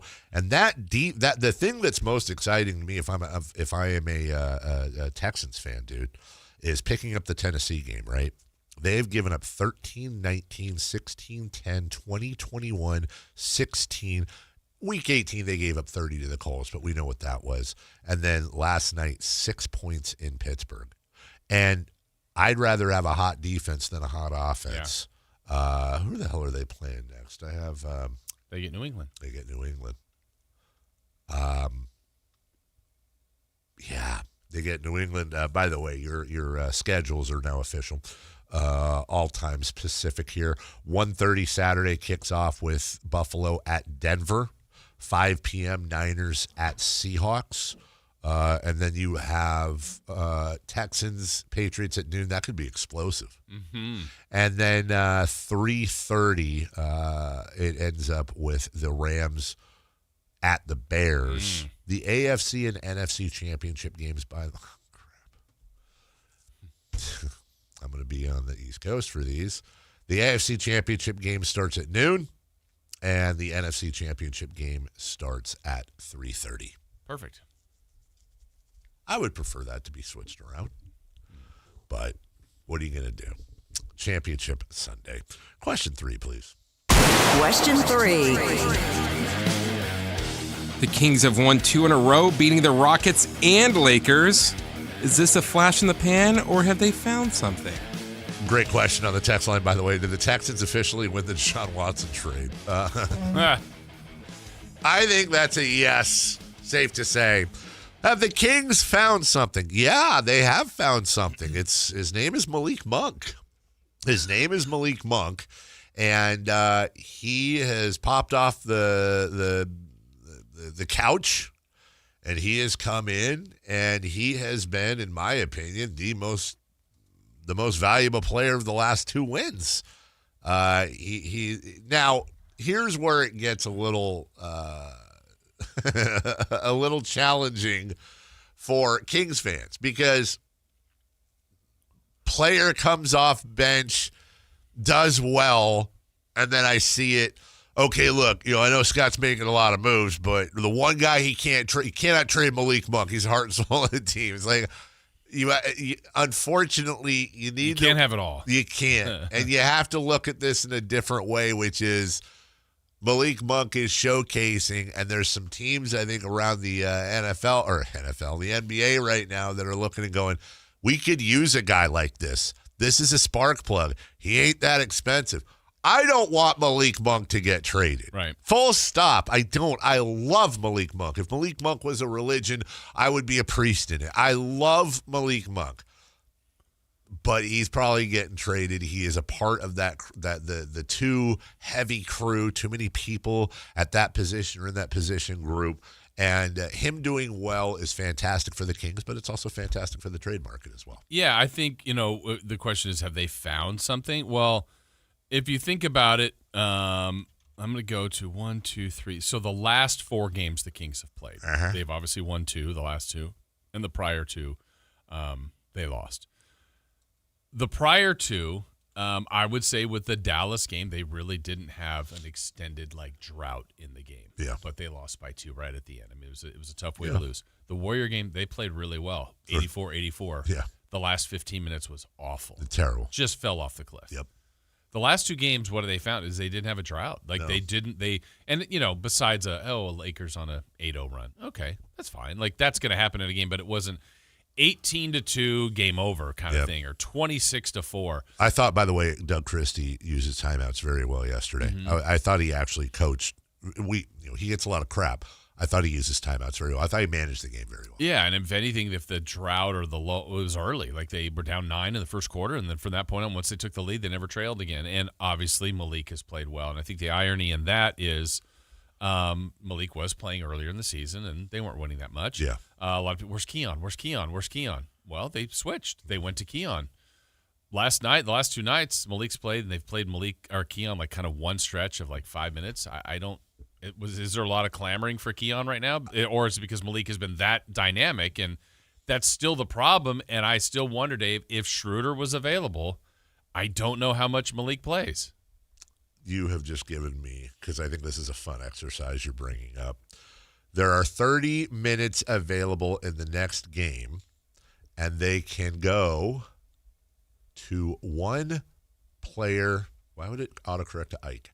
They can go to one player only. Oh, people are going to say Monk. Who do you Are you going to want? Are you going to put Monk or Ellis? Monk. Those are my choices. Okay. Monk or Ellis. Right, and so that's where I go to the fan base and go, I think they want it all. Yes, they do. And by the way, I get that. Yeah, that's I totally okay. get it. But it's now let's honestly try to do this where you are coaching, I'm coaching, and it's you can't pretend that you don't hear that. Yeah. But what is the right answer? Honestly. Well, the right answer is you try to rotate them both in. The problem is that Malik Monk's a rhythm player. Okay. Malik Monk, the more you yank him around, the tougher it's going to be for him. He's a momentum player. But also, let's just be fair. Malik Monk is to Keon Ellis on the defensive side what Keon Ellis is to Malik Monk on the offensive side. If you could combine them into one player, that would be awesome. Which is a lot of the backcourt's issues. Zach LaVine can score. I think he has trouble guarding people. Russell Westbrook can do a little bit of all, but sometimes he gets in his own way. Can I say, though, about Zach LaVine? I'm glad you brought that up. You reminded me. I will say this. I honed in a couple times when Zach LaVine was guarding Luka Doncic. And obviously, Luka had a great game yesterday. Yeah. Best scorer in the league. Zach wasn't on him the whole time. Right. But there were times Zach LaVine, I'm like, okay, I want to see this. Let's see. Is Zach putting out effort? How is he? Zach defended him incredibly well at times. There's a defender in there. Yeah. You can't be that uber athletic and not be an average to plus defender. I refuse. And well, you know what? Maybe disrespect. I say no disrespect. Maybe a little disrespect here. I think Zach LaVine's defensive issues are far more either effort-based or mental-based than they are. I believe Zach LaVine.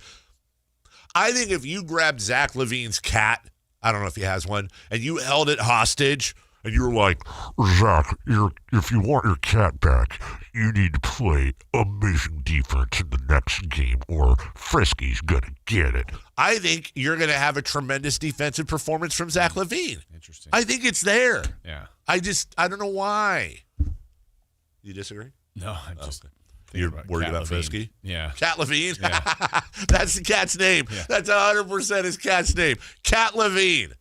Cat Veen. Yeah, 100%. Anyways, back to you. Yeah, I just think they're and if I'm Malik, this is the way I think I would think. Look, I've been one of the best 6 men in the league, and for this team too. Like, I've been a really good player for this organization, and I would wonder, okay, I get you want to play Keon Ellis more, and it's not a me versus Keon thing, but then I go, well, I'm the veteran they're choosing to sit. Why isn't it Schroeder? Right. Why isn't it Russ? Right. Why isn't it Zach? Well, they are sitting Schroeder right now. But yes.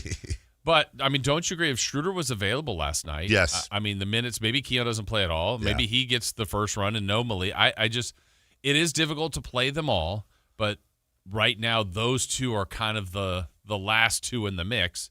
And the last 2 games, Malik's been incredible. This is This is Dennis's first game of the suspension last night, right? Second. He's missed the last 2 games? That's right. So 1 more tomorrow night. Interesting. How have they done in those last 2 games, by the way? They won both. They did. What are you saying? I've been forgetting a lot of things according to Chris Guerrero. I was trying to figure that out. Yeah, I think they are 2-0 in those games. We'll take a break. When we come back, the NFL weekend is nigh. We'll get you the full schedule, and any of these teams gaining on you or losing you when it comes to trust factor or winning a ring? We'll talk about that next. You never know what you might hear when listening to a Sacramento Kings game. Out of Keegan, going for another triple. Man, is he feeling it. Keegan, can he do it? Yes, there's number 11, Keegan Murray. Keegan steps back. He just knocked down his 12th three-pointer, a Kings franchise record. He's got 45 points. Never miss a moment of Sacramento Kings basketball with Sactown Sports and the Sactown Sports app. This message comes from Viking, committed to exploring the world in comfort. Journey through the heart of Europe on an elegant Viking longship with thoughtful service, destination-focused dining, and cultural enrichment on board and on shore. With small ships that bring travelers closer to the destination, there's more time to explore. And every Viking voyage is all-inclusive, with no children and no casinos. Discover more at Viking.com. If the power goes out in the middle of winter, do you have a way to stay warm? If not, you need the Vesta off-grid space heater from My Patriot Supply.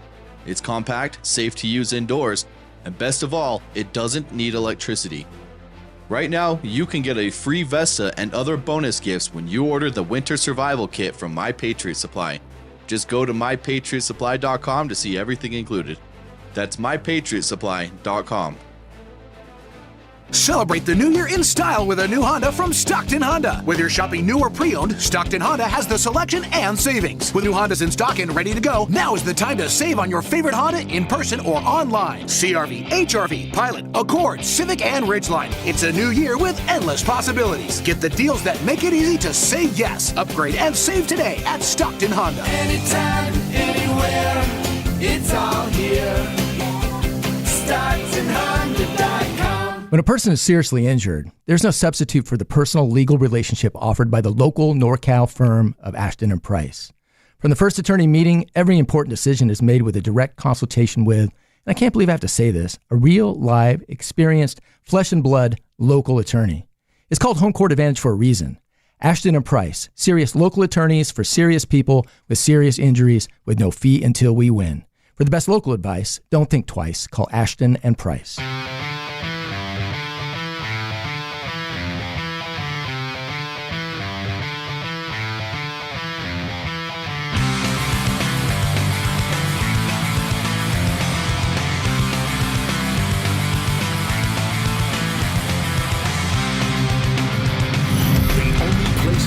To get your sports fix. Live and local. The Carmichael Dave Show with Jason All Ross. The small things. I like Texas. I don't know how it goes. I don't know the words. Taxes or Texas? Texas. Oh. It's spelled Texas with a $sign. Huh. I'll take anal bum cover for $500. They were going through they clipped up all the times that Sean Connery picked a category on Celebrity Jeopardy for SNL. That's actually a wonderful clip up because he also a couple where I'm like, oh my God. Yes, I'm uncomfortable. That's the one I was thinking Chris's. No, there's another one I'm thinking of that I still can't believe they got away with. Say it in our ear. I can't, but I'll say the end of it is relations. Public? Media? Well, I'll say the category was, I can say this, the category was Japan-U.S. relations. But he did not read it that way. How do you read it, Jason? A different way.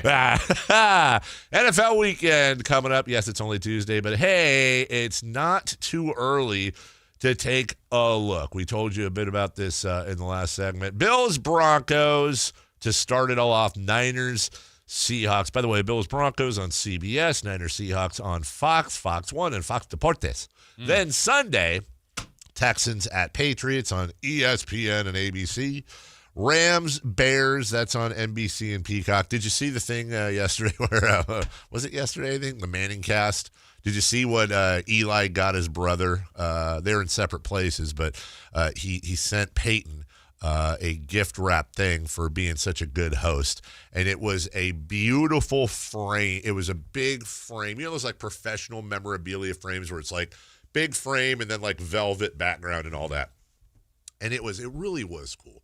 It was 22 different cards that he had gathered through the years. It was every single player that intercepted Peyton Manning his rookie year. It was their card. That's great. Just fantastic. And Peyton said, yeah, I know the exact place for this. It's just, I'm going to go with the bathroom. I think so. Texans, Patriots, Rams, Bears. That'll finish it out at 3:30 on NBC on Sunday. And then you got the championship games the following week. And then the dead week. Hate that week. Yeah. Builds excitement, though. I think it's right around the trade deadline, though, so that works out. It is. Yeah. Well, it worked out that one year with Halliburton and Sabonis. Yeah. Thank God.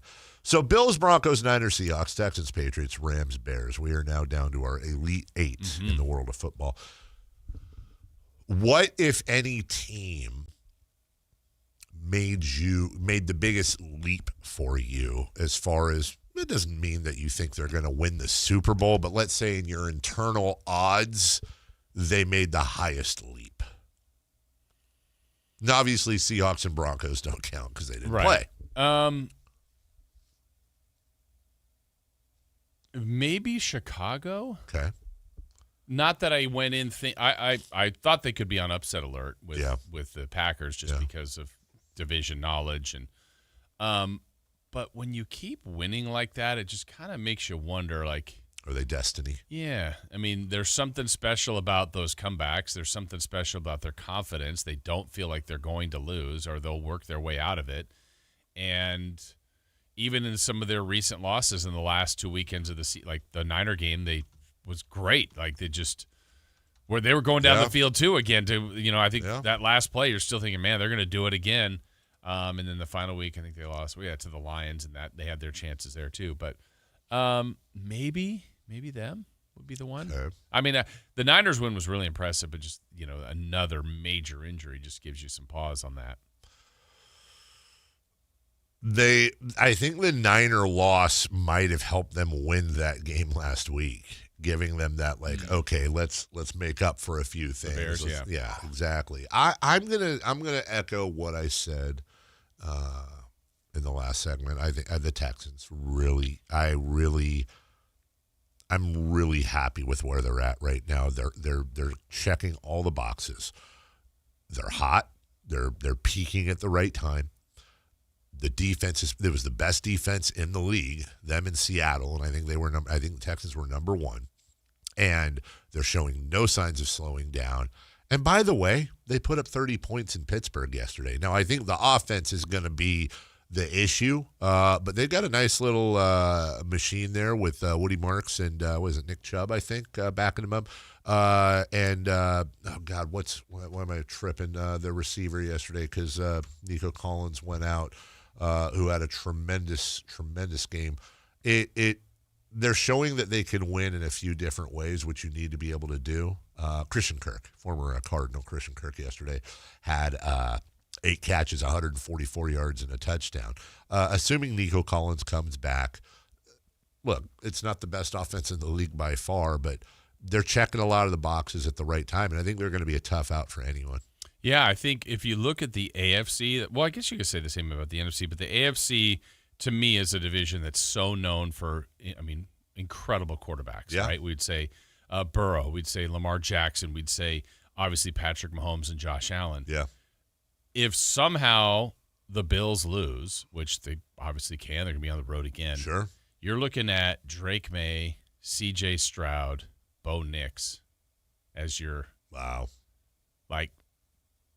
for sure we're going to have Stroud or Drake May in the AFC Championship game. Yep.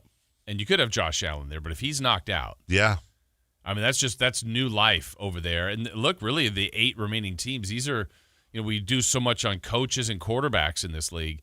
We're getting some fresh blood. Like if Stafford or Purdy get there, that we've seen them before. Yes. But if it's Caleb Williams, if it's Darnold, there's a potential here that we got some brand new blood, which I love. Yeah, I love that. And new coaches, potentially new quarterbacks to get there first, and and for a thing that Mahomes has kept people out of this for so many times, and now Hurts has got a title, but we're looking at most likely new guys. So let's see, who do we need? So basically, the 2 guys we need out of here for that scenario, we need Stafford out and we need Allen out.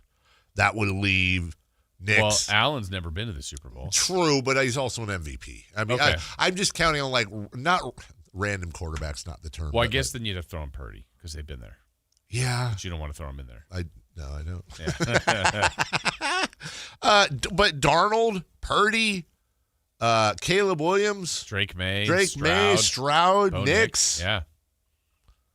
We're a long way from Manning, Brady. Well, and then is it is this the start of the next generation, or is it it's just the 1 year, and here's Mahomes, Lamar, Josh Allen, Burrow again in the AFC? Rodgers getting knocked out yesterday. It's just some of the old guard. Yeah. Rodgers come back? I kind of think so. I do too. Yeah. He had some really nice things to say. We'll play it later on. He had some really nice things to say about the Steelers, some really nice things to say about the Packers. See if you can notice something missing in here, by the way. There's only a few really special places in the league that have the tradition and the town and the organization, and I'm thankful to have played for 2 of them. Wait a minute, Aaron. You played for 13? Yeah, you played for 3. Maybe he was referring to the Jets. Maybe that's one of the 3. Shade at the Packers. Did you see the record the NFC West has against every other division this year? What is it? The NFC West. The Rams, Seahawks, and Niners are 40-7 against the rest of the NFL. Wow. There is talk, and you never know, and recency bias and all that, but this is one of the best divisions, if not the best divisional performance in the history of the league. Right. And by the way, second round of the playoffs coming up, you still got all 3. Now 3 of the 4. Yeah, 3 of the 4. You're gonna lose one of those this weekend, obviously. But you're also going to get one in for sure to the NFC Championship. You are guaranteed an NFC Wester into the championship. And by the way, I don't know what the odds are, but I want to say the odds say that the favorite is a Rams Seahawks championship. I'm just worried about. I don't know what the Bears line is. Let's bring that up. Let's do that real quick. Rams Bears. Who's favored by how much? Rams at Bears. Rams 2.5. Rams 2.5. Chris? Rams 4.5. Oh boy, you guys can shake hands because you tied. Rams are favored by 3.5. Patriots hosting the Texans. Who's favored by how much? Patriots 2.5. Patriots 1.5. Christian went the wrong way. New England favored by an even 3. Niners at Seahawks. Seattle by 6.5. Seahawks 4.5. Seahawks by 7.5. Ooh. This has been a pick'em for much of the week. It is no longer a pick'em as of today. Bills at Broncos. Vegas is going to put the Bills up there. I don't think they should, but Bills by 1. Broncos by 1. It's 1.5.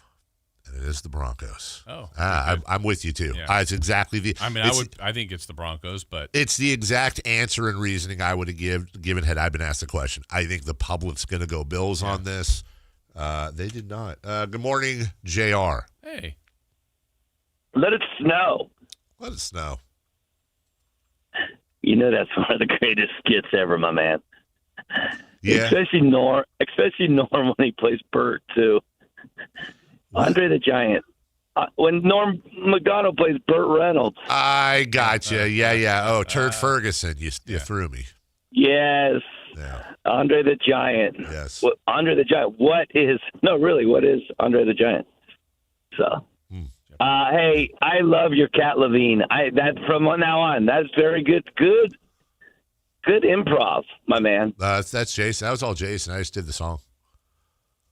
Cat Levine. I mean, we can share credit. It's fine. Do you think Cat Levine always lands on his feet? Yes, 100%. Do you think he has a good outside jumper? I think yeah, but then eventually he gets bored and walks away. Does he? If the ball bounces too far and doesn't have a good enough catnip in it? or if he sees a light. Yeah, he sees a light, maybe some yarn. Please. Yes. And by the way, how easy is it to beat the Lakers? What an easy game that is. I love playing them. Yeah. Light work. Yeah. I got the Niners by 7.5. There you go. Put that in the books. I'm going to put that in my pipe and smoke it. Sorry, Jared. We got to take a break. Absolutely. Yeah.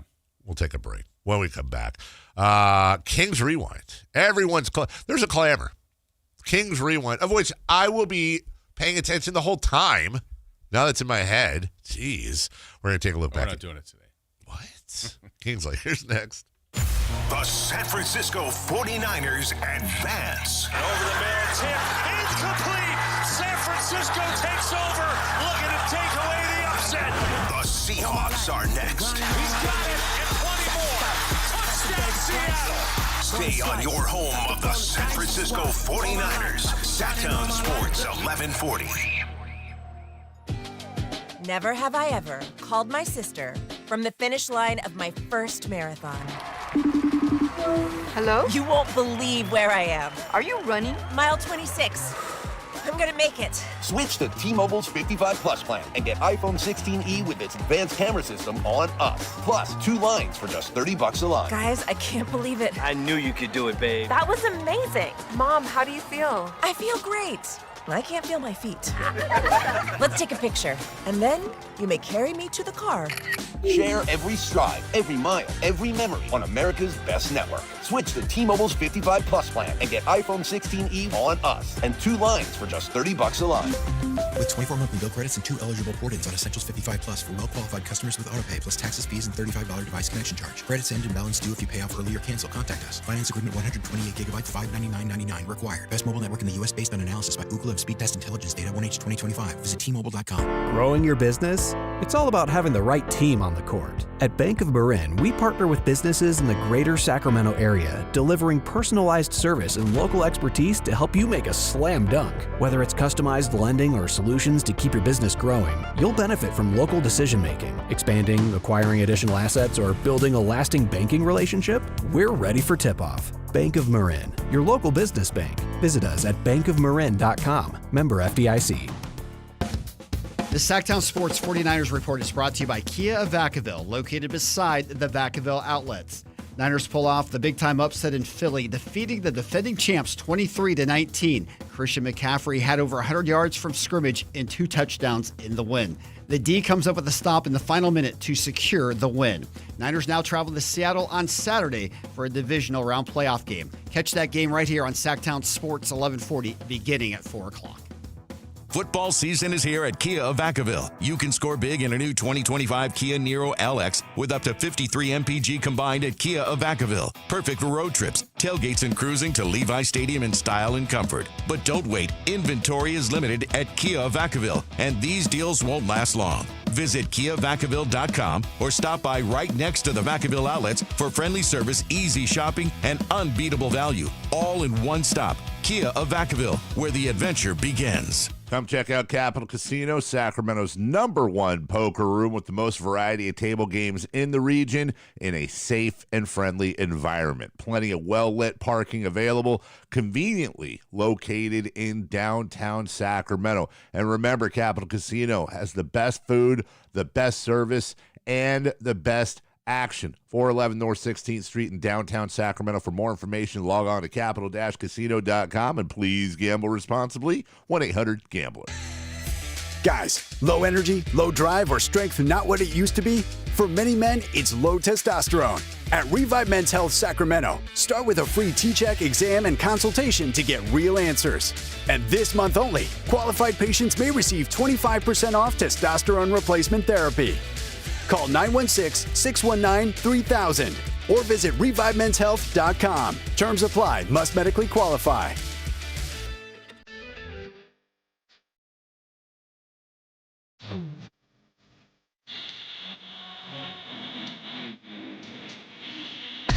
Carmichael Dave. He has very good sources, and he just kind of tells it as it is and gets to the point. Jason Ross. He has a lot of pretty smart things to say. He's good at what he does. On Sactown Sports.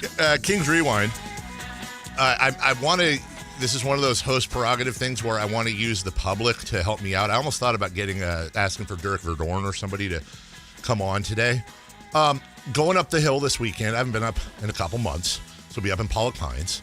And so I took a look at the weather. So the weather for the next week in Sacramento is 57, 56, 58, 58, 58, 58, 58, 55. Okay, so pretty much consistently mid-50s and sunny almost the whole time, okay? The weather this week in Pollock Pines is 65, 69, 69, 67, 67, 66, 65. So they're consistently in the mid to high 60s. I ain't no meteorologist. How the hell is it?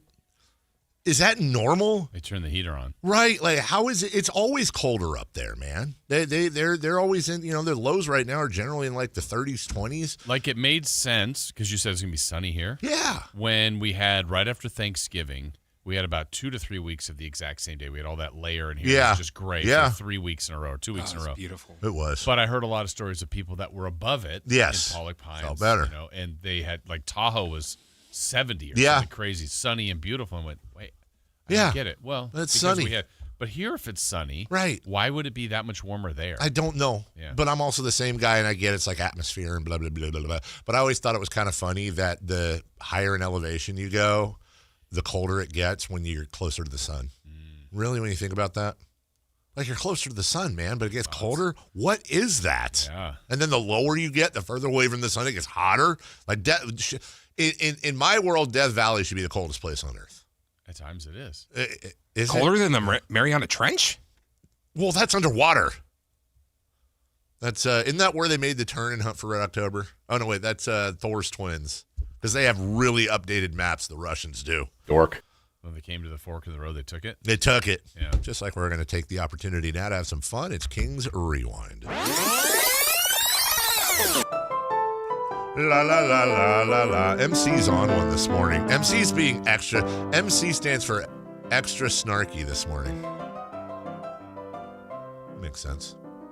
Mountain Man Dave this weekend, like a reservist. Yes, exactly like a reservist, because I am a Mountain Man MC. I'm go up there, I'm going to do some commando crawls. I'm going to paint my face with the camouflagey stuff. I'm going to go around, I'm going to eat raw meat and shoot at birds.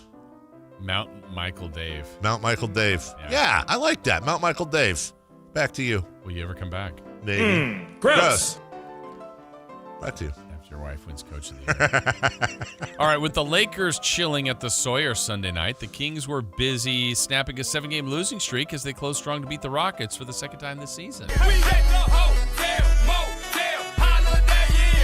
And less than 24 hours later, the Kings were right back on the hardwood for the second game of a season-long 7-game homestand against the Los Angeles Lakers. I hate you.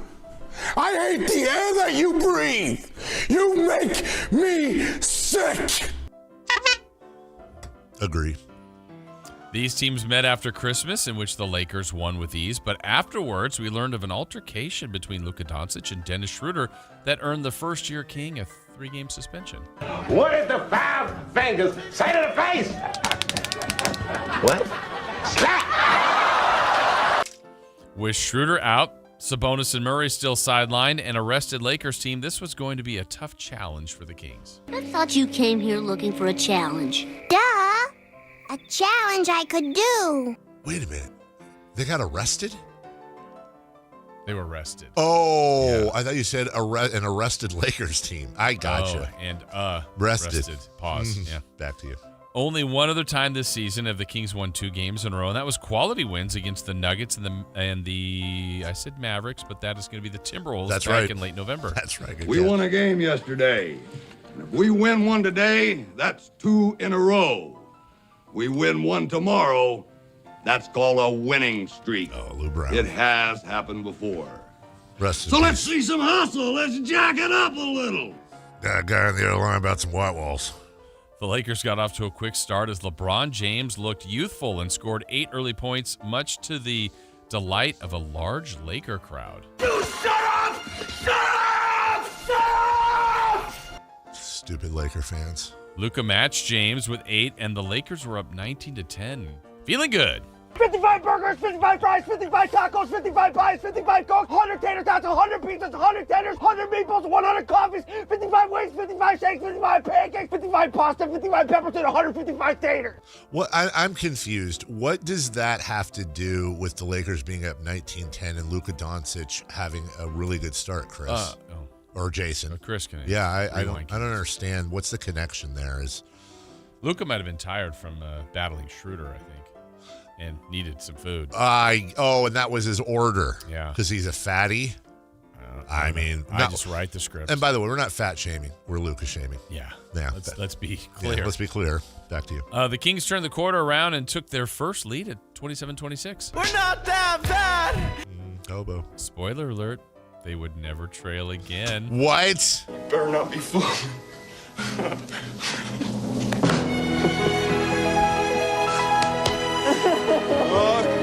Okay. Yes, let it out. Have a good cry.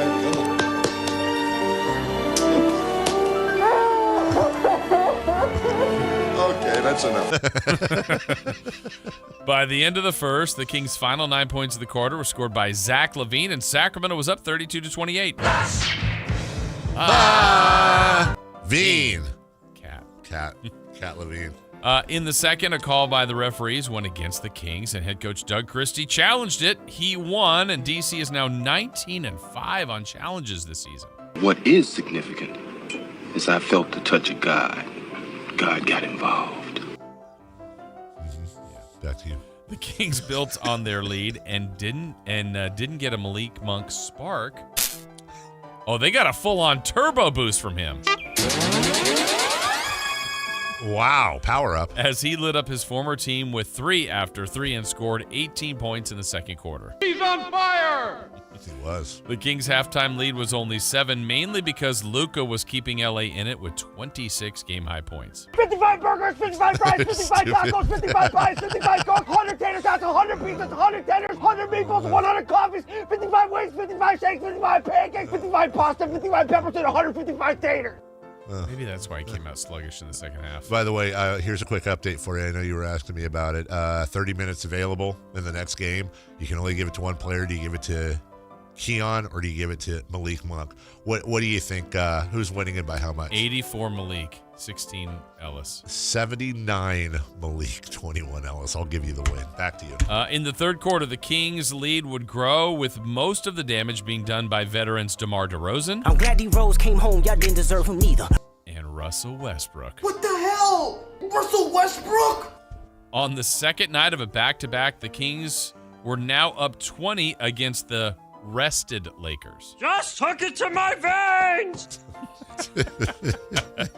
Everything was going the Kings' way, with the exception of getting fans their pizza. 5 different times the Lakers missed the front end of 2 free throws, but every time they made the second, so no slice for the fans. It was free pizza!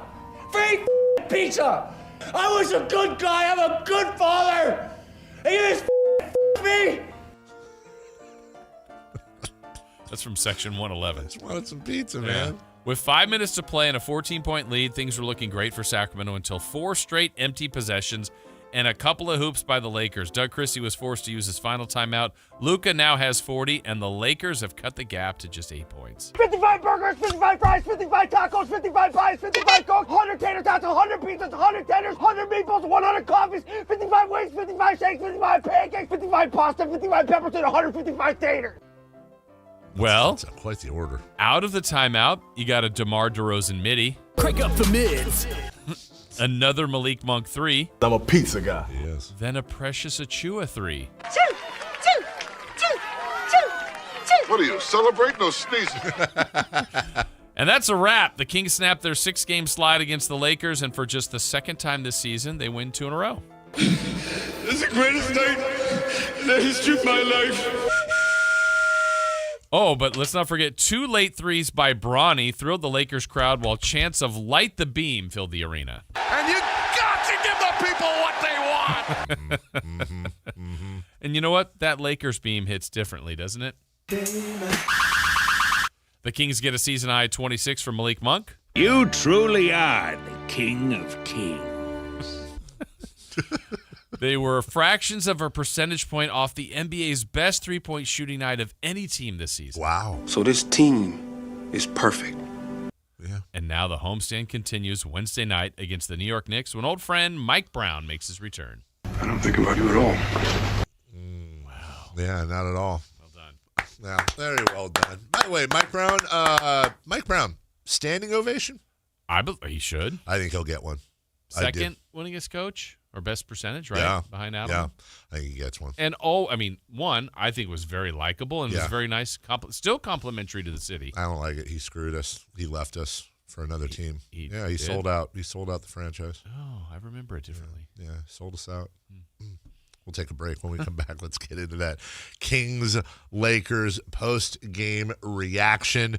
And why winning last night was just dandy. We'll get to that next. Download the Sactown Sports app. Sacramento sports in your pocket. This is Sactown Sports 1140. This is the story of the one. As a safety manager at a manufacturing plant, he does everything he can to keep his coworkers safe. From finding ways to reduce risks to keeping safety supplies in stock. And for that, he relies on Grainger.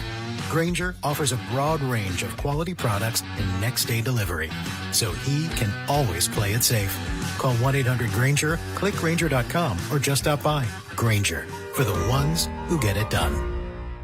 Big savings are back at Folsom Lake Honda, your one-stop Honda shop. Looking to own or lease? We have options for everyone. Plus, lower interest rates at Folsom Lake Honda make for lower payments. It's no wonder Folsom Lake Honda is your one-stop Honda shop. Get an instant cash offer for your trade at FolsomLakeHonda.com. We'll buy your car whether you buy from us or not. Visit us today at FolsomLakeHonda.com. Folsom Lake Honda, yeah, your one-stop Honda shop. Get as loud as you can for Monster Jam! The one and only Monster Jam. Packed with stunts, smiles, and jaw-dropping skills. See the world's best drivers tear up the dirt in your favorite Monster Jam trucks. Like Gravedigger, El Toro Loco, Megalodon, and more. Only at Monster Jam. Coming to Golden One Center January 23rd through 25th. Brought to you by BKD Tires. Savings available on select opening night tickets. Amy Cox did something smart. She saved hundreds on auto insurance switching to Progressive. And with that money, she decided to treat herself to an anti-aging red light mask. Will she look like a horror movie villain every night? Yes. Will her boyfriend Kevin be scarred for life? That's certainly a risk. But it's Amy's savings, and if she's willing to risk her relationship for smooth, wrinkle-free skin, well, bye-bye, Kevin. Switch and see if you could save with Progressive and treat yourself. Progressive Casualty Insurance Company and Affiliates. How do you stay humble when you're America's #1 wiper blade? That's what we're currently dealing with at Rain-X. Is it even possible to humble brag when you bully Mother Nature like we do? Do we sound too conceited if we keep repeating how Rain-X is the #1 brand of wiper blades in America? No, we'll take a lesson from our wipers and just keep doing our job with humility. As America's #1 wiper blade. Rain-X. Outsmart the elements. Welcome back to Winter Hack Radio, the place for clever hacks to survive the season. Icy driveway? Well, try spreading sand or birdseed to help with traction. Snowy puppy paws? Well, grab a whisk, brush it off, done. Catch COVID-19? Well, just get... Actually, there's no hack for COVID-19. But if you test positive, prescription medications for COVID exist. Ask your doctor if they're right for you. Visit PfizerForAll.com to learn more. Sponsored by Pfizer.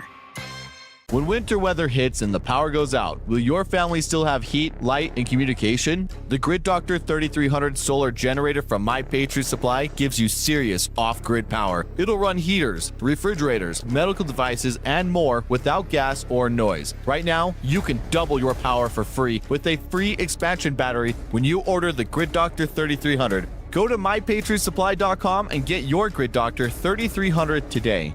That's MyPatriotSupply.com.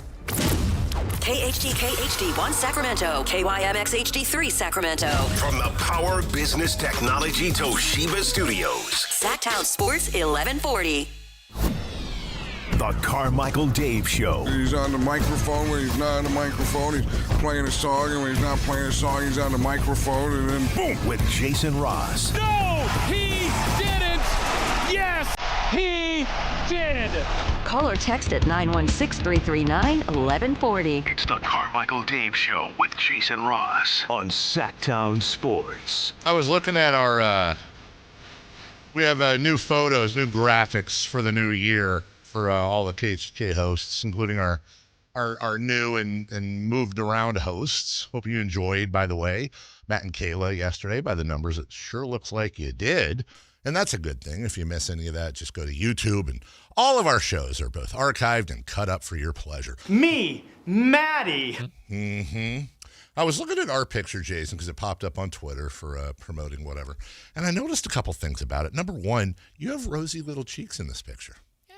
You do. Oh, don't you? Not as rosy, I don't think. But this one kind of. Yeah, I have like rosy cheeks. I don't know why. Secondly, it appears you're taller than me.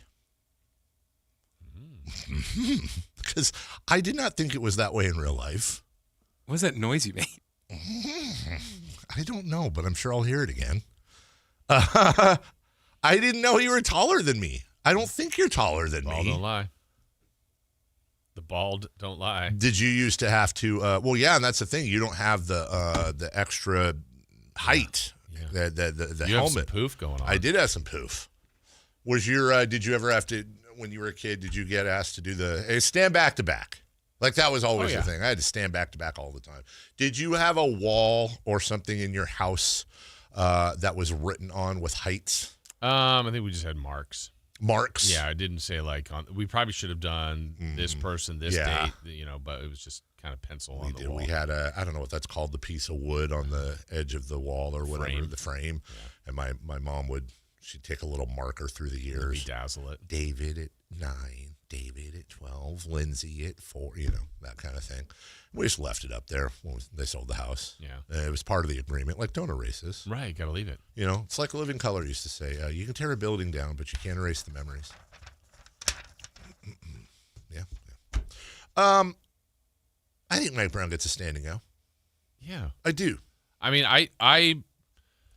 I try to understand our fans, and for the most part, it's like once a king, always a king. I mean, if you've done something that's kind of egregious to the fan base, I get it. You're going to get after that player, but I feel like we've been a little bit more, as a fan base, edgy to some players that have come back. Like Buddy is like there was game, I'm like, well, we're booing Buddy the entire game every time he touches the ball. Yeah. Yeah. Okay. Oh, yeah. Get out of here, Buddy.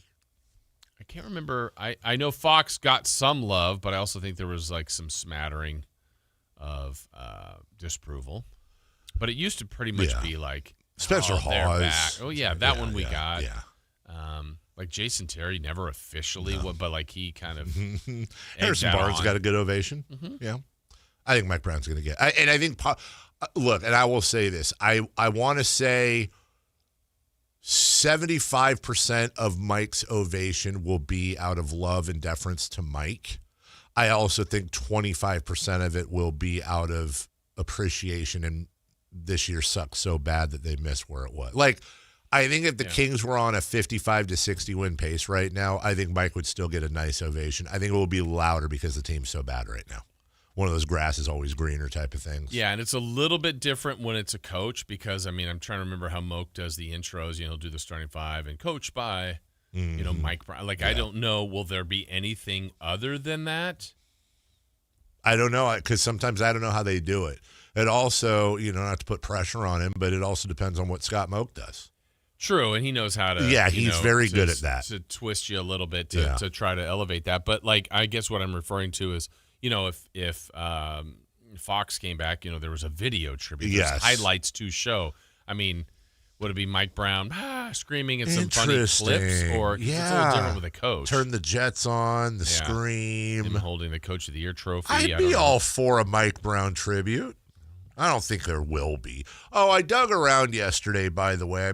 I forgot about this. I dug around a bit on the Houston Hotel Gate, by the way. Yeah. Including texting our friend. I had a nice exchange with Mark Spears about this whole thing. Who I think if you could do it all over again, would leave that story alone. It turned into something. Yeah. So here's what I was told by sources close to familiar with what's going on, is that a lot of what we said yesterday, these things are booked about a year in advance, and for some reason, Houston did not book a year in advance. They didn't book anywhere close to a year in advance. And by the time, and I wanted to wait until today to say this, and John Hollinger actually came out and said it anyways, but out of respect for the teams, I didn't want to say it in my tweet yesterday, but when Houston went to go book, the Lakers were already staying at the hotel. And the Knicks were already staying at the hotel. The Knicks come in, as we talked about with Mike Brown. You had 2 full NBA teams already booked at the hotel. And then I said, well, okay, that's still a little weird. We have more than one hotel. And apparently there was availability. For example, I want to say it's the Sheraton downtown where teams used to stay. Yeah. There was plenty of availability there. The Hyatt, there was availability there. I was told there was availability. And granted, this is a thing. It is in the contracts for these players. There is a you would not be able to put them at like the Residence Inn. Right. They have to stay at a certain class or above hotel, and generally it's a Four Seasons or something like that, a boutique like the Sawyer. There's very specific rules about that, but there was at least 2 hotels nearby that did fit the bill that were available. Yeah. So it just sounds like, look, I mean, who cares? But here's why. Here's the literal only reason I care. There are enough things to rip on this city and or organization and or whatever about, but I only want them to get ripped on for things that are their fault. This was not the fault of the Kings. This was not the fault of the hotel. They did absolutely nothing wrong. This was entirely on the Houston traveling team. And whatever, they had to drive up from San Francisco, but this wasn't a Kings thing. Well, and the other part, I think the important element of this is the fact that the scheduling quirk of it all, the Kings played back-to-back home games. Yeah. The next 2 opponents they played, both were off until they played the Kings. That's where they were, especially the second one being the Knicks, and maybe we even connect that to Mike Brown. Like, Mike Brown can also dictate that and say, that's right. Let's get out of Portland. Let's get to Sacramento sooner. I've got connections and family and friends. And so, I mean, the Knicks chose to get to Sacramento on a Sunday night. Yeah. To be here for a Wednesday game. I think that's a great point by you. I think that was probably Coach's prerogative. Because I'm almost certain he probably still has stuff out here. Yeah. He probably still got his place out here. I mean, he bought his house up the hill. Right. I don't know. I'm guessing he hasn't. So yeah. Like, hey, he could choose. Like the Kings, let's remember earlier this year, they were in Miami for like 4 days. And then even after they played, they stayed the same night they played. A lot of times you get out of town. So they chose to kind of anchor down there, and the Knicks have selected, hey, we're going to be in Sacramento for a few days. Which I think is perfectly fine. And the Lakers getting here when they did made 100% sense. That just the day before they played, and so they stayed Sunday night. You had 2. You could have had 3 NBA teams potentially at the Sawyer, and which is really crazy. Which exactly on the text line, somebody said, "Well, why would you not want to report that?" That's just look. 98% of everybody's cool, but we try to, even though it's a very not closely guarded secret. Try not to broadcast where teams are just to, I know last year, too, there was – remember when we talked about the rare doubleheader of the Kings playing and the A's? Yeah. I think it was, if I remember right, the Nuggets were here at the hotel. Same with the Padres. Oh, that's right, huh? And I would imagine baseball players have – I think they've got a couple choices, but some have been staying there. Probably the same parameters, though, as far as where they get to stay. But I'm pretty positive a baseball contingent is bigger than an NBA contingent. I mean, you've got almost double the roster size, plus everything else that goes with it. Getting to last night's game and reaction, I thought this was funny post-game. We'll do this in reverse. I want to play a post-game part first. Malik Monk had an almost perfect day yesterday. Almost. I was a little disappointed with him on the post-game show. Okay. Because one of his three rookies, I guess, Dylan Cardwell, he tried to do a little Oklahoma City thing where he came up, and Max Reynaud did too, while Malik was doing his post-game with Kyle and Morgan. And they kind of congratulated him. You'll hear it here in a second. And then I think Dylan wanted to kind of stand in the background while Malik was doing his interview just for support, and Malik kind of begged him off. That's a good question, Kay. Just working, man. Come in here. By the way, today is Unshout-Out Tuesday. Also, unshout-out to Malik Monk, poor guy, for referring to Morgan as Katie. You'll hear that at the very beginning. She asked a question. And then what? That? Yes. Oh, I thought he said K, like Kyle. No, it was a Morgan question, and he said, that's a good question, Katie. That's a good question, Kay. Just working, man. Come in here, whether I'm playing or not. This is my vet right here. My vet right here. Okay, so that's Dylan Cardwell from behind him. You'll hear Max Reynaud next. Come on, man. Can I do my interview? Watch out. Nah. So Malik just stares at him. Dylan wanted to stay for the interview, and Malik shrugged him off. Let him stay. Just dealing what I was dealing with, coming in and not hanging my head, talking to my rooks right here that just came up, just trying to teach them the game, and keep my mind off of the stuff I can't control. So that's how I just stayed ready. Kept getting shots up, stayed with my work, and play the game like this, man. Play the game like this. I love energy like Malik's. I love energy like Dylan Cardwell's. Oh, wow, I did it twice. That's right. Yeah. You love energy. 520, 9990. Yeah, I do. Fans feed off that so much here. It really does matter. It really does make a difference. And you can tell how overjoyed Malik is, not just with the win, but very specifically getting the win in front of the fans at Golden One Center, especially against the Lakers. Yeah, and they played him like as those shots were falling in the second quarter, and now with Shooter out, he's kind of playing the backup point guard role. Yeah. He was a great distributor at 7 or 8 assists. And they're running out to him to run him off the 3-point line. Boom, he's driving baseline, feeds inside to Reynaud or other guy. Like Malik was so much on his game yesterday. He was great. He really was. And Russell Westbrook talked about that very fact, by the way. Not surprising to me. Lee can hoop, can put the ball in the hole, given opportunity. He'll produce some shape or form. If it's not scoring, generating off, he'll do a good job of making the best play for somebody else as well, too. So I never worry about Malik one bit. Malik was talking about his shot. He said it was wilding. Shots was falling, man. My three was falling.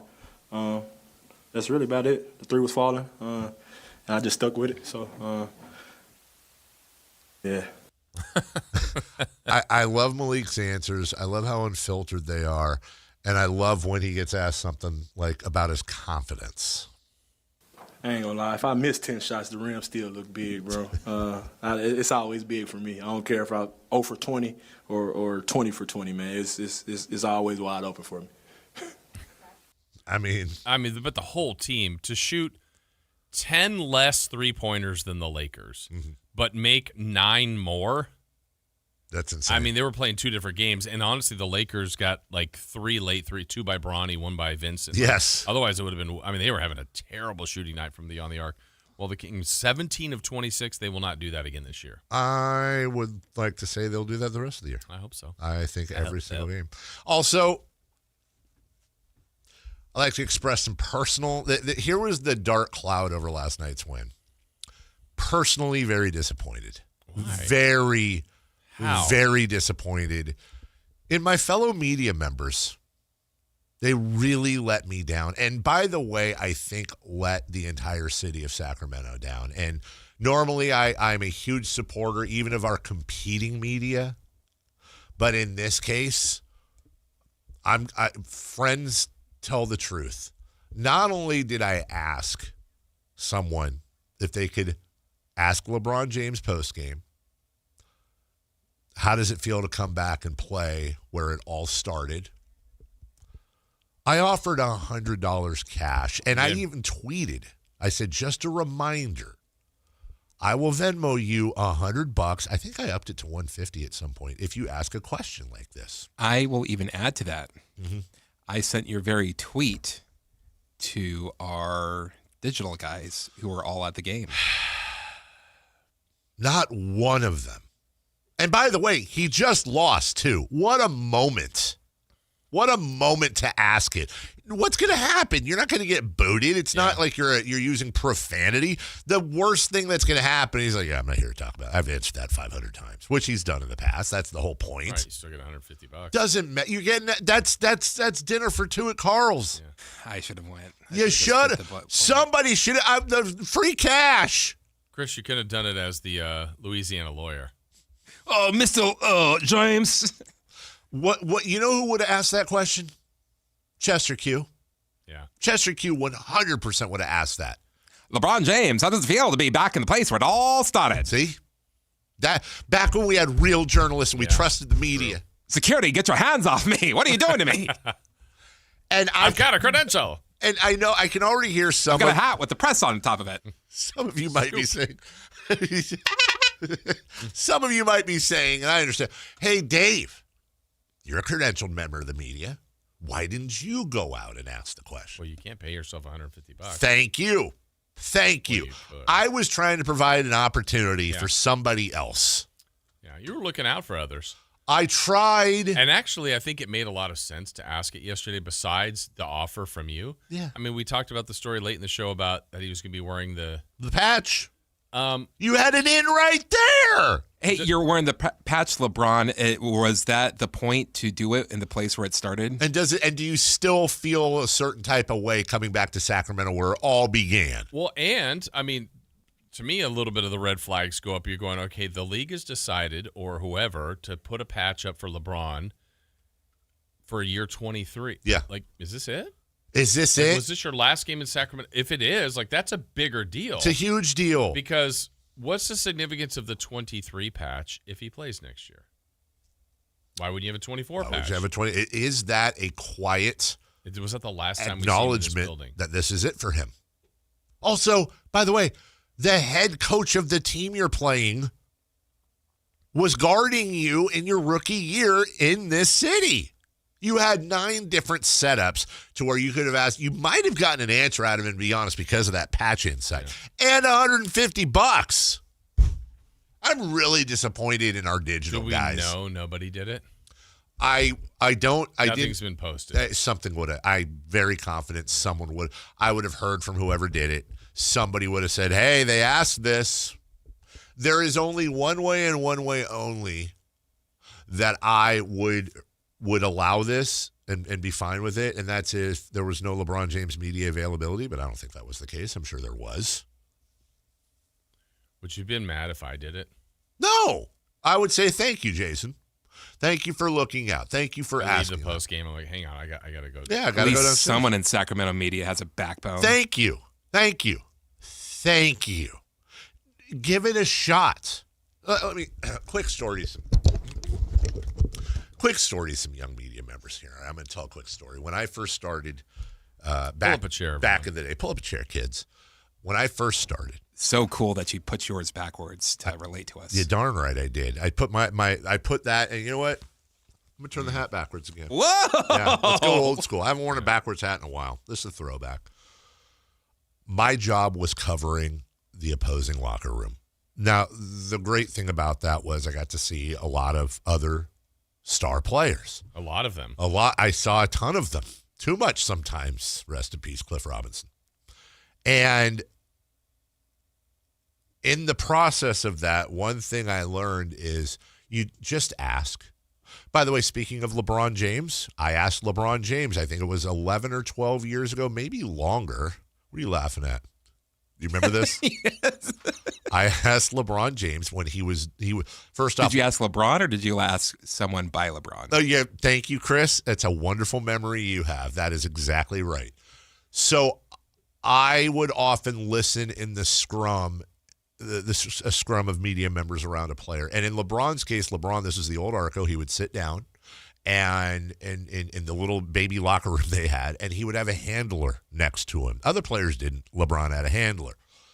And so all the questions being asked were your normal questions, but LeBron had just purchased 2% of Liverpool Football Club, which, by the way, at the time, the club was worth $346 million. The club is now worth almost $5 billion. LeBron has done quite well with his investment.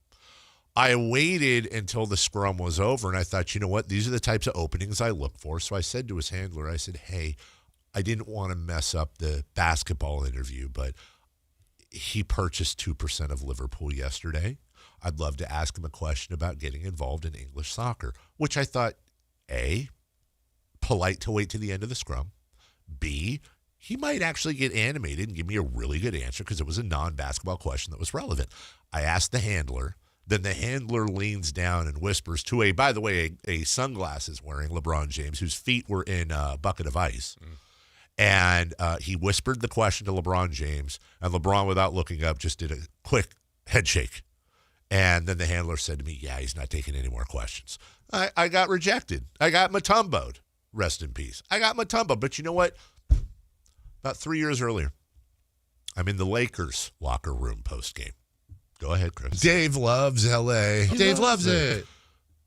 And Kobe Bryant was playing.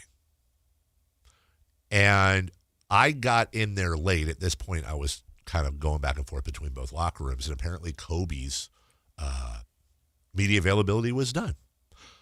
He had just made Team USA, I think, 1 or 2 days prior.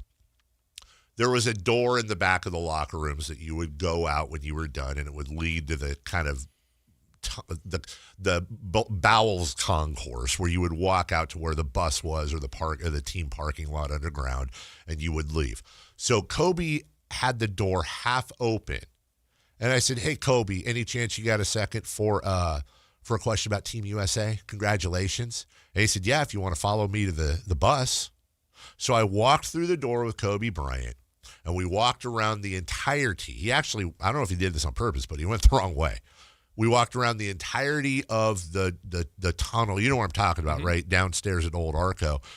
And I had a 5-6 minute exclusive walk and talk with Kobe Bryant. And back when I was incredibly starstruck at these moments. Right. Understandably. And I think I would be today, by the way. Well, obviously, if he was still with us. But I would still be today if it was a Kobe or a Giannis or something like that. You got to ask. Sometimes you're going to get LeBron. Sometimes you're going to get Kobe'd. But last night, they got nobodied. Yeah. Got to shoot your shot. You got to shoot your shot. What is it? You miss 100% of the shots you don't take. You're damn right. Yeah, got to take the shot. That's Michael Scott, I believe, said that in The Office. Agree. So, big win in the sense that here's why, from a Tank perspective, I don't care. This has been a tough year. Newsflash, the Kings aren't going to make the playoffs, and they're not going to come close. There are a lot of people that go out every single night to watch this that aren't wrapped up in draft picks and blah. They just want to cheer and eat popcorn and watch the game. Anytime you see Laker fan, loud, stupid, schmedium wearing, double beer fisted, more interested in running their mouth than watching the game Laker fan who couldn't name 3 players from the Lakers in the 80s outside of Magic Johnson.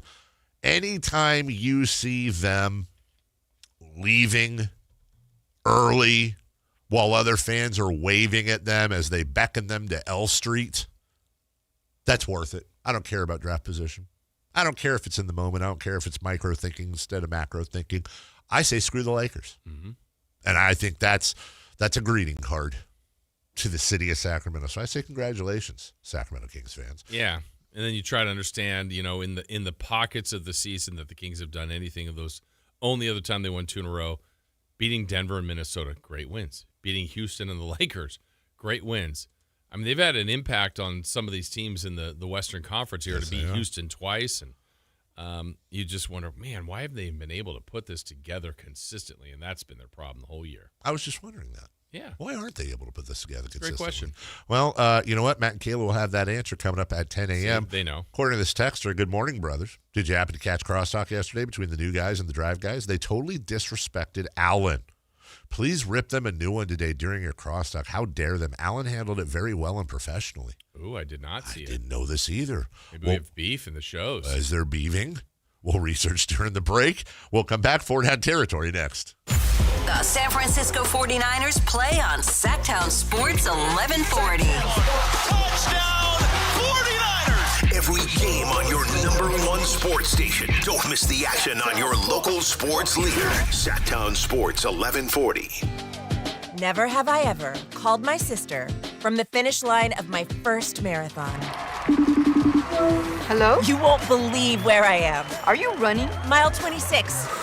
I'm gonna make it. Switch to T-Mobile's 55 Plus plan and get iPhone 16e with its advanced camera system on us. Plus, 2 lines for just $30 a line. Guys, I can't believe it. I knew you could do it, babe. That was amazing. Mom, how do you feel? I feel great.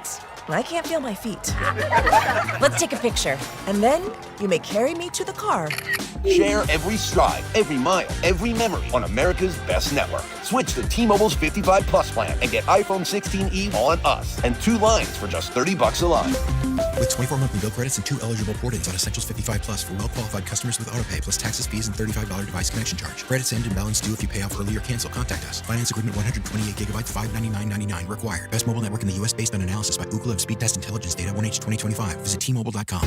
If you're serious about your golf game, then you need to know about Total Game Fitting at the Hagen Oaks Golf Super Shop. Whether it's the TrackMan-powered player performance studio for your best fit clubs, or the cutting-edge technology putter fitting studio, or the free Ballnamic ball fitter and 3D foot scanner, the Hagen Oaks Golf Super Shop offers you total game fitting from head to toe with equipment and apparel. Find your advantage at the Hagen Oaks Golf Super Shop with the latest offering of new golf products in Northern California. Fulton Avenue at the Cap City Freeway.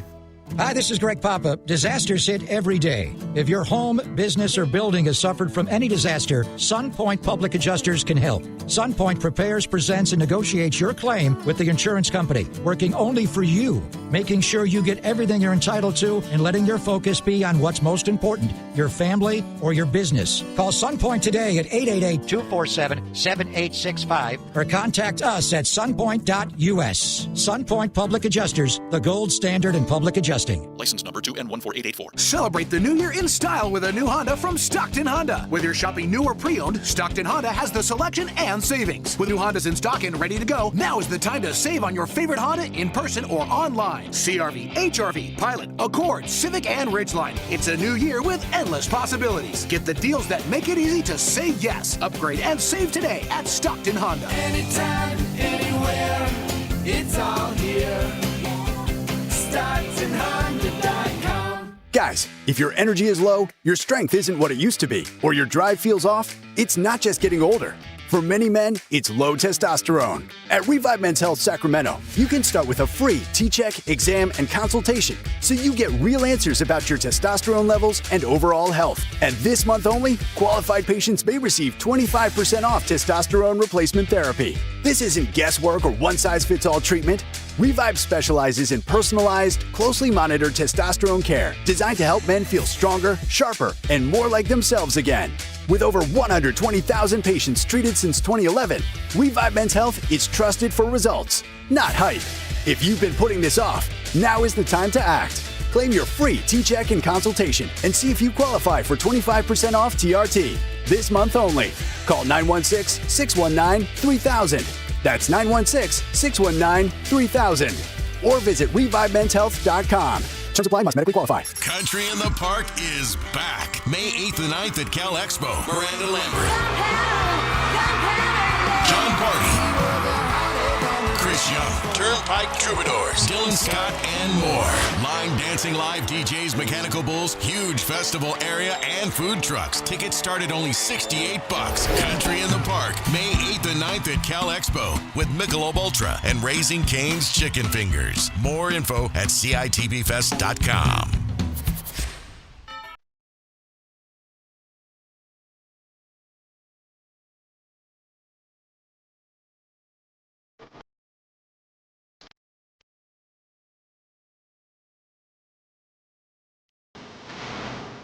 The Carmichael Dave Show with Jason Ross. Call or text at 916-339-1140. On Sactown Sports. Sampaio in the chat says, is Katie on today's show? Come on, man. You're one of our most loyal listeners. Is it Wednesday? Yeah, is it Wednesday? No, it's not. Also, I think I mentioned this before, but Are you going to Roosters to get some all-you-can-eat enchiladas? No, it's not Wednesday. It's not Wednesday. Hello. This is a while back, but I'm excited. I always like to have things coming up to look forward to. In September, I'm going to go see Jack Johnson up at Harvey's in Tahoe. Big Jack Johnson guy, big outdoor amphitheater Tahoe guy. It's just a great place to watch a show. Oh, you're going to be around people. I will be around a lot of people. Maybe. You've got the floor, which is seated. The cheapest right now get-in ticket, row 14, section 102, which is 1, 2, 3, 4 sections back and up. Not a bad seat in the house. It's a small venue. $200 a ticket? This seems like a cash grab. I'm a huge Jack Johnson guy, but come on, man. If what did you think they were going to be? I was hoping they'd be in the high, 80 to 120 maybe.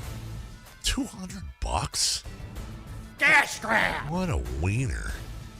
It's your guy. I gotta think if you followed the inflation of tickets versus like the stock market, tickets have got to be higher, right? Like have increased more. Like, golly. I'm not trying to do the whole back in my day. You can get into go see Alice in Chains. Is that with fees or no fees? I'm assuming that's without fees. Because I was looking on the StubHubs. Do we do anything with them? Hey, shout out to I ain't too proud to beg. We do anything with Harvey's up there? If any politician were to come out and say, you know what, enough is enough. You're getting broken up.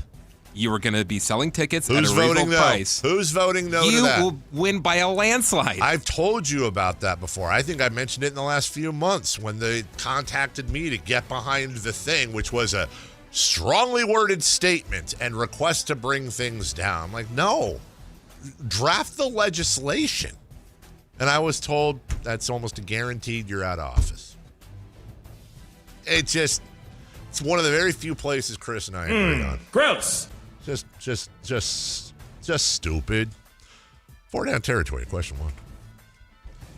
With 3 of the 4 NFC teams remaining from the same division, does this prove that the NFC West is the best division in football? Gave you the record earlier. The NFC West is 43-7. Or again, I made the same mistake.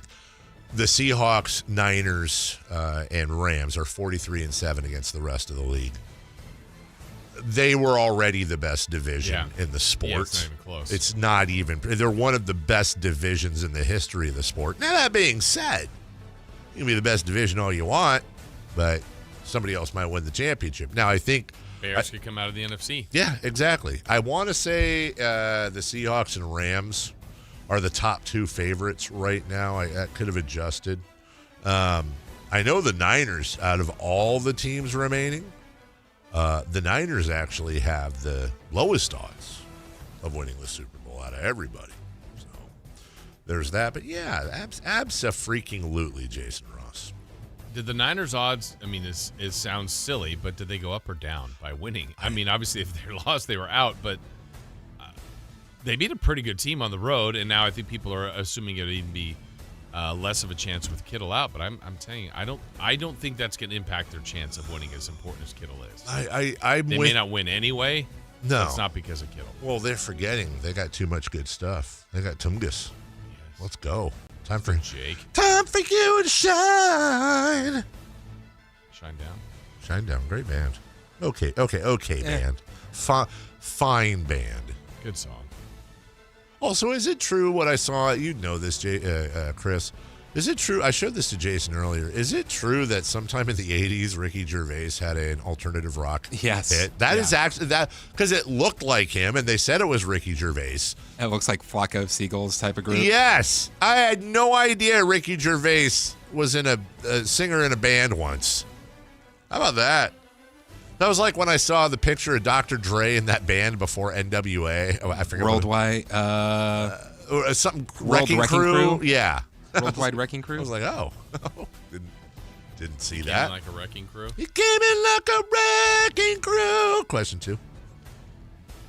Of the teams that were eliminated this weekend, second down, which one is in the worst shape for next season? You mean like physically, like fat? That's a question. Needs to work on their conditioning. Yeah, got to work on their conditioning. Which one is then the worst? Oh, yeah, he's a big boy. Before I take a look, my instinct is the Pittsburgh Steelers, but let me take a look. No. Steelers. I think the Steelers are tough. They may have a coaching decision to make. They may have a quarterback decision to make. TJ ain't getting any younger. They got some work to do, man. They got now. There's honorable mentions here, and I don't want to steal yours if it's different, but I would say Pittsburgh's probably got the longest road to climb, highest road to walk. They got a few steps ahead of them. Yeah. Do some work. Yeah, they got to do some work.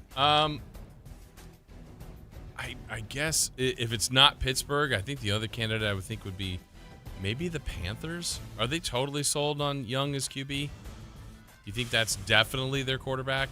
I think it is. It is until it's not, I right? mean, kind of thing. They made the playoffs, and he was their high pick. Yeah. Like I gotta think he's. I don't think we're dealing with an AJ Richardson situation. Okay, I just hope Anthony Richardson. I hope we're dealing with Trevor Lawrence, where it takes 5 years, Yeah. 6 years to fully. He's in the playoffs in what, his marinate. second year? Third, maybe. Yeah. God, has he been in for 3 years? I think so. But it's just that, I don't know. They were below 500. They got a division that's very winnable, but maybe I'd put the Panthers if it's not the Steelers. By the way, Rico Dowdle's a free agent. Said, you know what? I need to go to a place. He kind of hinted at, I need to go to a place where I get the ball more. Okay. I get the ball more. Yeah, Bryce Young, 3rd season. Oh, you know, I'm thinking Cam Ward. I'm dumb. I'm taking other number 1 picks in the draft. 3rd down. Do you think George Kittle will play another down for the 49ers? If you asked me yesterday, I would have leaned towards no, and that has nothing to do with anything other than it's a devastating injury.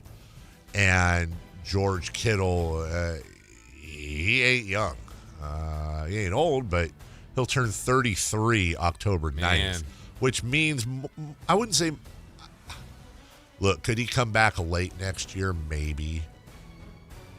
But he's going to be either late 33 or early 34 when he comes back. That's getting right there. But I also believe in George Kittle's heart and his work ethic. And George made it clear. George made it clear to everybody yesterday. Here's what he said on Instagram. Football sucks sometimes, but I love it. I love these guys and this team. Heartbroken, but it felt so much love and support from everyone reaching out. I'll be good. Thank you. We aren't done yet. Also, when your team owner is the first person to meet you in the locker room, you know you're in a special place. Cheers, all my love. Also, I'm sure you saw this too. There were reports that a bottle of Patron tequila was delivered to the locker room, and also reports that when the media was finally allowed in at the end of the game, the bottle was empty. So maybe George had a good time. Soothes your pain. Hey, why not? Chris, I have a sub-3rd down question for you. If we were to see the last, or have already seen the last of George Kittle, or if and when we do, I would imagine over the next 2-3 years, will George Kittle have a second career as a full-time wrestler? No. You don't think so? Nope. Seems like he would. Why not? Why are you so confident? Tell me, you're the wrestling guy. It's a tough job to do. Yeah, but he's a world-class athlete and he loves it. You have to be a world-class athlete to be a wrestler. That's what I'm saying. He's a world-class athlete. He's ending his job as a world-class athlete because he might not be a world-class athlete anymore. He's not as good an athlete as Brock Lesnar was. I mean, Brock was huge and strong, but I'm saying athletically. He was also a collegiate wrestler. I'm not saying Brock Lesnar wasn't an athlete. Then he went and won the UFC heavyweight championship. I'm saying George Kittle was an NFL tight end. Like, we're talking about guys that are at the peak of their peakiness in other sports. Okay, hey, you're the wrestling guy. I defer to you, but I don't know, man. You're full of garbage. Wow. 4th down. Where does Aaron Rodgers rank on your all-time QB list? Ooh. I mean, doesn't he have to be? And I don't know that I have a exact finite like this is the breakdown, but he's going in that like Dan Marino, like where you just go, man, they were great quarterbacks, threw for a ton of yards. I mean, Rodgers got a bunch of MVPs, but the one Super Bowl and that one Super Bowl they needed help to get into. What do you mean? I believe it was the Eagles that had a last-second touchdown to beat the Giants to take their spot as a wild card pick. Hey, well, you know what? It happened. All right. Well, I generally, when I do these lists, I knock off the top 2. Brady, Montana. Okay. Push them aside, okay? I got a nod to the old schoolers with Terry Bradshaw. Brady in Montana? Brady, Montana, yeah. Why? Who do you? No, I'm just interested that you would say Montana is you think is the greatest quarterback of all time. No, I think he's the second greatest. I mean, that's your tier. He's number 2. Yeah, I think so. I think 4-0. I mean, look, here's where it gets okay. So that's the tough one. Here's where it gets tough. Okay, because greatest quarterbacks of all time.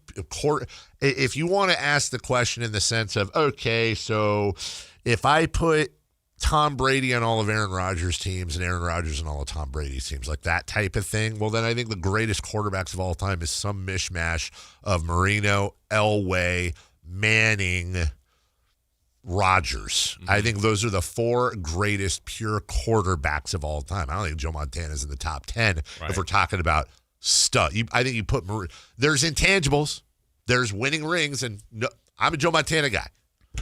But you're talking about like that is your prototypical badass robo-arm quarterback. Yeah, I think it's some combo again of Manning, of Rodgers, of Elway, and of the other guy I mentioned that I forgot now. But if you're taking rings into account, I think Rodgers is top 10. Probably I could go as high as top 7 or 6. Okay. But yeah, I mean, he's got the stats as far as yards and TDs and MVPs. It's just the one Super Bowl. And then we're like Montana. That's why I was asking. I mean, he's got the Super Bowls. Yes. But not nearly the stat criteria that some of these other guys have. And now we've seen more passing in the last 25 years, too. Also, please I'm sorry to our older crowd, but get out of here with Otto Graham and Johnny Unitas. Like they need to like have their own pre-1980. I don't count anyone before Terry Bradshaw.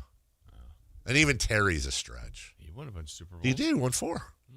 We'll take a break. When we come back, what's hot, what's not, and we'll recap the Kings-Lakers 3 in the key right after this. The San Francisco 49ers advance. Over the middle, tip, incomplete. San Francisco takes over, looking to take away the upset.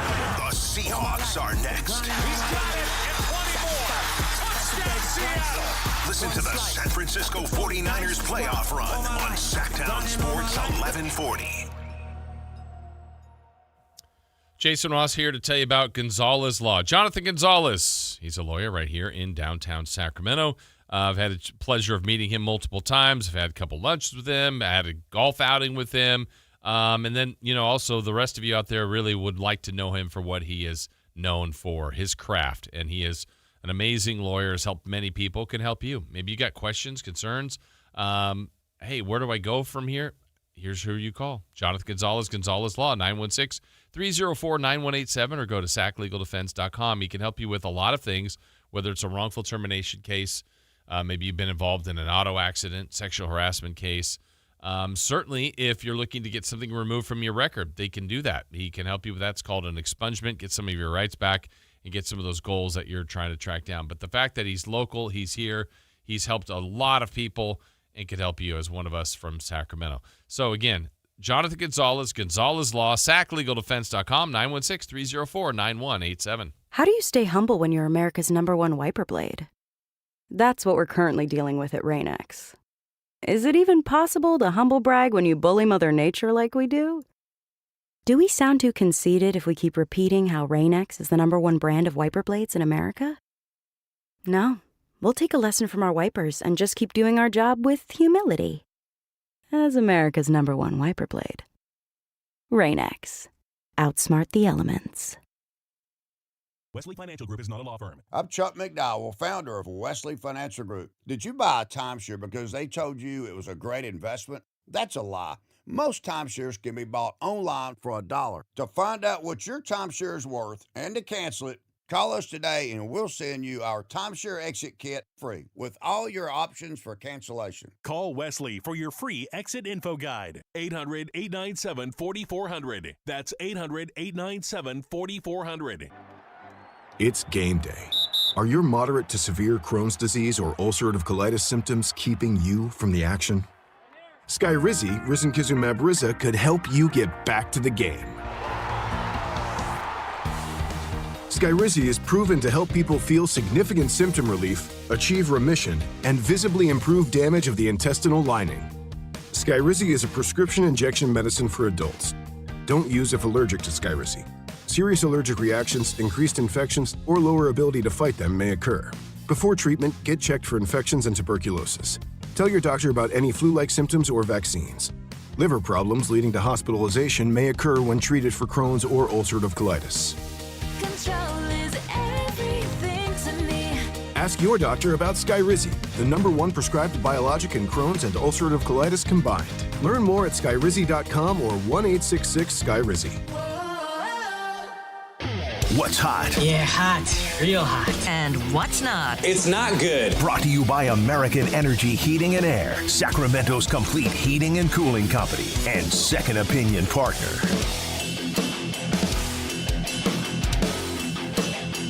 Hey, Chris. What's that? I would like to know who's hot. You would? Yeah, I would, please. Well, how about I tell you? Okay. The I'll Houston listen. Texans. Yeah, they were last night. Not just last night. They're the hottest team in football. They've won 10 games in a row, beat the Steelers 30-6, 23 points in that fourth quarter to Never lost. Advance in the playoffs. They are hot, and you didn't even take them in the Survivor. Because maybe I'm saving them for later. That's the knowledge of an experienced Survivor picker. Good job. Yeah. And all those that picked the Texans in our Survivor, they moved on. That was, I know the G-Man. I know Jerry Reynolds picked the Texans. I think Herky picked the Texans. So, yeah, they all advanced. Hey, so Herky and I are tied for... Yeah, 6-1. I don't think anyone picked the Steelers, right? No. So they're hot. Chris's participation, asterisk, in the Celebrity Pick'em is the participation trophy of losers brackets. Like, fine. But I've beaten all the celebrities. Doesn't matter. I'm sure there's probably a listener that has too, but they're not in our Celebrity Pick'em. Were they invited by a celebrity? But you were unlawfully invited. Unlawfully Wow. invited? You're questioning Pat still? Hall of Famer Pat still? I always question Pat still. How many Hall of Fames are you in? 3. Name them. Popcorn. Whining. The number and the food. Yes. I was the male popcorn back in the day. A lot of people don't know. The time is 7:34 and 30 seconds. Beep. How many people recognize that voice? I knew you from somewhere. Do your kids have any concept of that? Good question, Chris. I don't think so. I don't think they do. I don't know that my wife does. Because my wife is significantly younger than I. My wife's 6.5 years younger than me. Do you think she's too young? No. Okay. Well, wow. You're saying she's old? Let her know that after all the nice stuff we said. Older than me. Who's not? The Pittsburgh Steelers. Not only were they lose the fourth quarter 23-0, they currently have a 7-game losing streak in the playoffs. It's not good. Yeah. Officially not good. Did you say officially? Yep. Yeah. It's official. From the 916, not a celebrity, Chris. Oh. But then follows up with Chris is above Matt, though. Oh, for Laud Squad Unite. Let's go. Wow. From the 415, hi, this is Kevin. I won Gary Kevin. Clark tickets. Will they be at Will Call? Yeah. I don't know. Yeah, they will. What do I tell him? You can't say stuff like that, Jason. Okay. I did. Give a call to our front desk. Yeah. What's that number? 916-9. What is it, Dave? Okay, hold on. I got it. It's popcorn. 916. Oh, but what if I say the wrong one and then they get crank called? Okay, I think I know it. 916-923. Am I right so far? 6800. Does anybody know? Does anybody want to confirm? I am correct. Thank you. Knew it. How about that? Why would I need to know our front desk phone number and I know it anyways? Maybe you make some calls. You're on the phone quite a bit. I'm on the phone quite a bit. I'm on the phone too much. 3 in the key time. What are your numbers? What do you mean, what are my numbers? How much time, phone time? Oh, last week, 9 hours, 13 minutes per day. Per day? Yeah. Can I be fair, though? 70% of the 9 hours and it was 70-something% of the 9 hours and 13 minutes I was on it is playing Royal Match. That makes it better. I'm not like on the phone Right. the whole time. That is fair. That does kind of make it worse, huh? That's crazy. I'm pushing. No, I'm just saying. What is that? So that's about 6+ hours. A day. But hold on. A day. Hold on. Oh yeah, I was going to say over the course of a week. Nope, you're right. 6 hours. Oh, that's a lot. Here's the thing. That's a lot, but I'm pushing for level 10,000. I'm almost there, and then I think when I'm there, You're past me. Am I? Yeah, I stopped playing a long time ago. Yeah, I went to the new one, and then I was like, you know who just said I had the correct office number? Best person in the building, Cindy Jordan. And you know what? Nice. Thank you, Cindy. And also, hey, Thanks for listening. Hey, thanks for listening. Cindy's the best. She is the best. So you spent a show and a half a day on Royal Match. That seems high. I think maybe it was wrong. I don't, including commercials. I'm not on Royal Match 5. I think I'm on Royal. You know what? I got to go back and look. You haven't matched yet? I think maybe 3 hours a day. A little bit in the morning, a little bit in the afternoon, a little bit in the evening. You feel better about that? It relaxes me. I'm trying to find things that relax me right now that don't involve physical activity. Meditation. So that's why you had your day of rest yesterday. I've been yes. And real quick, Chris, I've been trying this meditation thing. Like I go on YouTube or Spotify and I find one. I'm trying to, and it always works when it's like a English chick who's like, "Yeah, close your eyes." And I here's the thing. I try these like 5-10 minute meditations. You know what? I don't know if anybody else has this problem. I get relaxed, and then as soon as I get relaxed, I start getting random itches. Like, that's literally what happens. You have to kind of train your brain. I don't know how to do it. All of a sudden, like my cheek feels like I'm getting a mosquito bite, and I have to scratch it, and then my thigh, and just as I'm relaxing, random itch shows up. Maybe we should find like one of those park Tai Chi classes where we all go to the park and do Tai Chi. I would do that. That sounds like fun. I think that sounds fun. There's a guy on Facebook who's going around someone saying, just said try Tai Chi. Yeah, there's a guy on Facebook that's like, hey, if you do Tai Chi for a month, you'll get cut muscles. Yeah, no one will recognize you. What? They won't recognize you. No. Fine with that. That's the one where Who you is do that? the That's arm, Carmichael Dave. the thing and the. Yes. Yeah. Okay, I'm down for that. All right, back to you. What are we doing? We're recapping through the game. All right, let's start with our first prediction yesterday. Remember, this was dealer's choice, and Dave, you said you wanted to figure out how many combined points between the James family, the Braun and Bronny James. Yeah. You said there'd be 24. I said 0. Chris said 22. Dave, you were closest. LeBron scored 22. Bronny hit 2 threes late to the delight of the crowd. Just an eruption. Yeah, they loved it. So he had 28. They had 28. You had 24. So good job. Pretty Dave. darn good. Was Dave. it like a sarcastic applause? No, I don't think it was at all. No, literally, No. I remember. I can't remember who scored before that. I want to say it was Reynaud, and it was like, all right, it's over. I was writing some notes, and like my head was down. I'm literally listening to G-Man. He's like, top of the key, Bronny James shoots the 3 and scores, and like the place went crazy. I'm like, wait, Is my score off? Oh, no. Lakers aren't going to win. Just they went, and then he hit another one. They were really loud for that, They were really happy for it. Makes me wonder, were there people in there that might have had some coin on that? Oh. Well, quite a few did then. Because I think And you got to give the people what they want. Yeah, I think maybe they did. Okay. Either way. Next up, Chris said, how many free throw attempts would we get for Luka? Davey said 11. I said 8. Chris said 10. Luka was 8 for 8. That's this guy. That guy. Me. Let me give you a clap. Let me give you the clap. Me, Maddie. And then lastly, our random stat. Dave, let's see. I'm going to read it as you said. Schroeder would show up in street clothes and backhand Luka. It happened. Did you guys hear about it? Oh, my God. It was crazy. Oh, it wasn't. I didn't see it. Oh, hold on, though. Is that exactly how you wrote it? Schroeder in street clothes, backhand Luka. Yeah. Guess what? That's exactly what he did. I didn't. Just not last night. I didn't specify the date. What's up? I said DeMar DeRozan would go for 30 or more points. Oh! How about 32? Good for you. And Chris, I'm going to read it as I wrote it down. Doncic kicked out for being a douche? It's a douche. A douche. A douche. Douche, guys. I said douche. No, I thought it was a Sesame Street thing. Like Oscar's brother, Franklin the Douche. I didn't know that's what he meant by that. I gotcha. Maybe I missed Oscar the Groosh.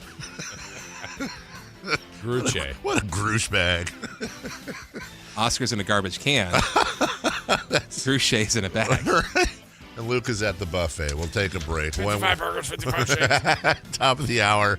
Matthew, yeah, he's a big boy. Matthew Barrows is back from Philadelphia. Where's the food, dude? Me, Maddie. Barrows. We'll find out. Is he okay? If he's okay, if he made it back. And then, you know what? If we have time, we'll talk about the 49ers' big win over the Eagles and what's coming up next. And all brought to you by Stockton Honda. Just a 1-minute break, everybody. Just time to go pee and hurry right back after this. Stay up to date on Sacramento sports. Join the Sactown Sports 1140 newsletter. Visit SactownSports.com. This is the story of the one. As a safety manager at a manufacturing plant, he does everything he can to keep his coworkers safe. From finding ways to reduce risks to keeping safety supplies in stock. And for that, he relies on Grainger. Grainger offers a broad range of quality products and next-day delivery, so he can always play it safe. Call 1-800-GRAINGER, click Grainger.com, or just stop by. Grainger, for the ones who get it done. Hey, it's Carmichael Dave here for Capital Casino, Sacramento's #1 poker room, inviting you to come join them every Wednesday for their midweek madness drawing, giving away $2,000 in total cash starting at 6 p.m. It's a safe and friendly environment, plenty of well-lit parking available, and it's conveniently located right there in downtown Sacramento. And remember, best food, best service, best games, 411 North 16th Street in downtown Sacramento. For more information, log on to capital-casino.com and gamble responsibly. 1-800-GAMBLER. Get more for your money at Elk Grove Chevrolet, where value meets style. Purchase a new 2026 Chevrolet Trax for just $299 per month plus tax. The Trax delivers more for less with a sleek design, impressive fuel economy, and tech that keeps you connected. Conveniently located in Elk Grove, just minutes from Sacramento. Visit myelkgrovechevrolet.com today for full details and see why the Trax is such a smart choice. KHD1 Sacramento, KYMX HD3 Sacramento. From the Power Business Technology Toshiba Studios. This is Sactown Sports 1140. The Carmichael Dave Show. He's on the microphone when he's not on the microphone. He's playing a song, and when he's not playing a song, he's on the microphone, and then boom. With Jason Ross. No, he didn't. Yes, he did. Call or text at 916-339-1140. It's the Carmichael Dave Show with Jason Ross on Sactown Sports.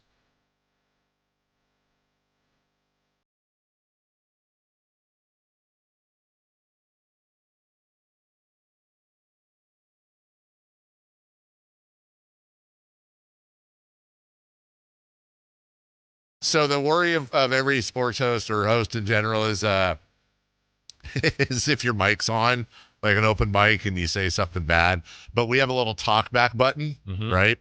And so apparently that stuck, and Chris could hear everything we were saying, which I think Chris said, I don't know what Chris said, but then I said to you, like, what did he say? And you go, I don't know. And I was like, what did I say? Who cares? He said, who cares? Who cares? Nobody cares. And then Chris goes, did you know I could hear you? And I was like, and then instantly, last thing, there's nothing I wouldn't say to Chris's face, but now all of a sudden I was like, oh God, was that on the air? And what? That's the big nightmare. It's like, oh God, what did I say? The good thing is it was a tame break. We didn't really Very say anything. tame. Yeah. Because a lot. Even though you had a good text message or I had a great text message as we wait on Matt Barrows. It was on the chat. And of all people, Campeo said it. Nice. He said Dave is dressed like he's working at a burger establishment that makes real milkshakes. That's it. 100% real ice cream. How dare you?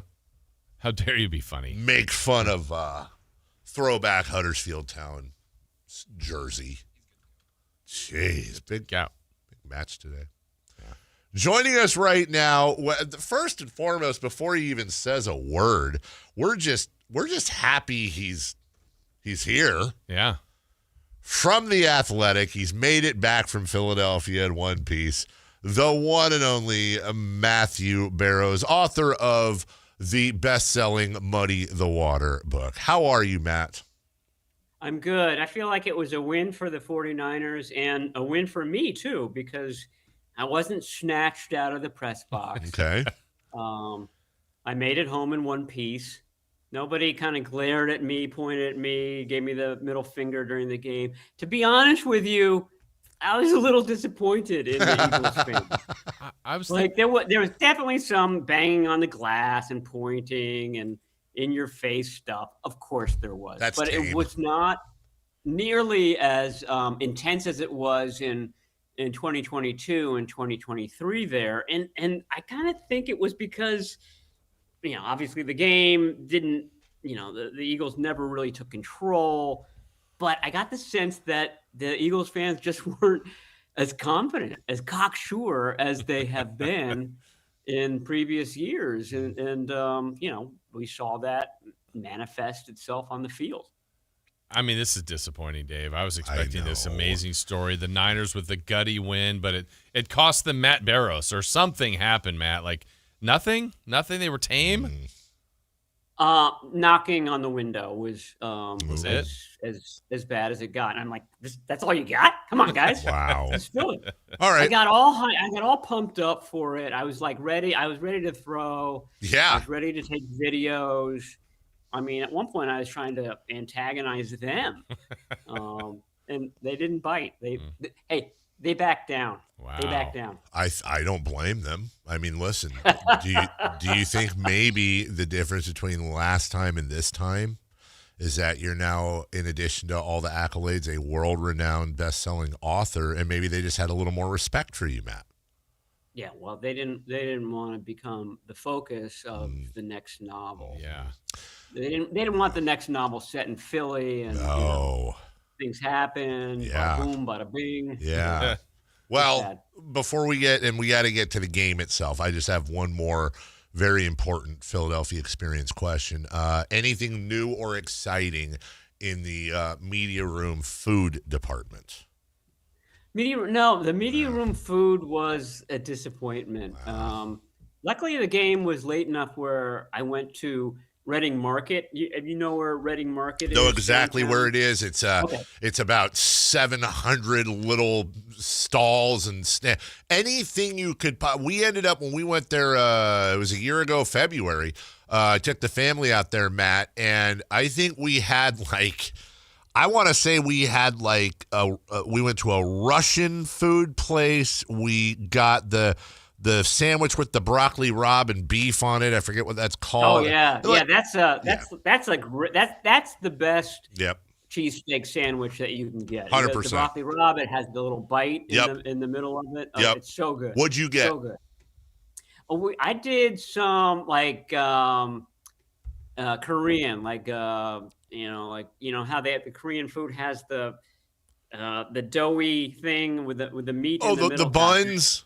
Yes. Yeah. Yes. Nope. I know what you're talking about. I did that. So, I mean, I felt like I was full entering Lincoln Financial Field. So I didn't have their lunch offering. And then afterwards, there wasn't much to eat. And that's always where I start to panic, because you realize, okay, by the time I get out of here, nothing's going to be open.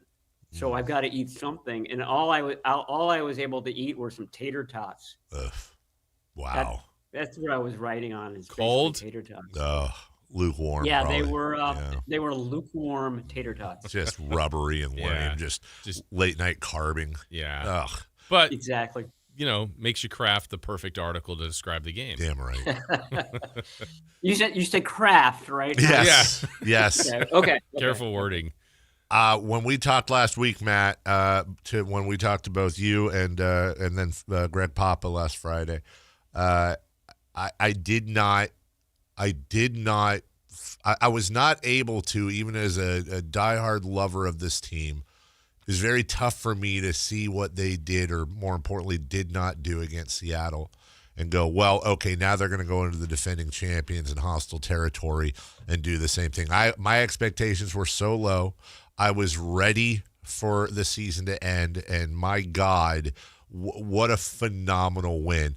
Other than they outscored the Eagles, how did it happen, Matt? What was the key here for you? I mean, one of the keys is that they were on their fourth middle linebacker. The fourth guy who not only is in the center of the defense, but who gets the call, who lines up the defense, this, that, and the other. They're going against Saquon Barkley. He's going to get the ball, 24 times, great in space, et cetera, et cetera.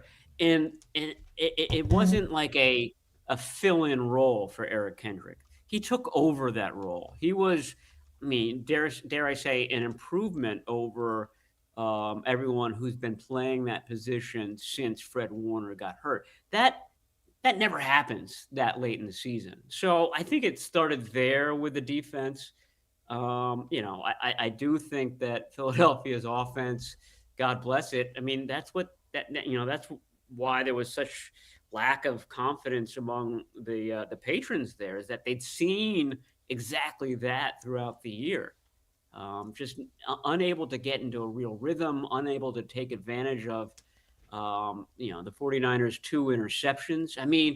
If you look at the stats, the Eagles dominated time of possession. They had 2 takeaways versus 0 for the 49ers. The 49ers only had 1 sack, and it was sort of a shoestring sack on that very last drive when Jalen Hurts was vacating the pocket. Usually all of that together means that it's a blowout. It's not just a win, but you handled the other team, and they didn't. And I think that's been happening all season long in Philadelphia. And to the 49ers' credit, they knew that. They knew the weaknesses, and they stayed in the game, and then obviously took advantage late. It was the Juwan Jennings, the sky bang play that, to me, because I was just like you, Dave. I really didn't think that they were going to win, just because of what you said. They looked like they had run out of gas against the Seahawks, and the Eagles were kind of set up similarly to the Seahawks, except for this game was on the road. After the Seahawks after the Eagles rested all of their starters. Yeah. But when Juwan Jennings to Christian McCaffrey happened, I thought, oh my gosh, one team has magic and the other team has just frustration. And the 49ers are going to win this. That's when I got logged on to Marriott.com and started to get my Seattle reservations in order. It's when the tater tots kicked in. Right. That's when the tater tots really kicked in. Yeah. As we're talking with Matt Barrows from The Athletic, brought to you by Stockton Honda. Matt, about the offense, because I agree with you. One, the time of possession was a huge factor. They didn't seem to have the ball much. But even when they did, I felt it was an uneven game. You mentioned the turnovers. They had some 3-and-outs. I thought their mismanagement of the time and timeouts at the end of the half was a bit curious. But when they needed to be there the most, there's the trick play you talked about, even the final drive to score and win. They had the opportunistic play, the first or second play of the game, a huge play. It was kind of a just enough offensive game for me from the Niners. And what did that show you? Again, here's Brock Purdy in the postseason making more magic when it matters most.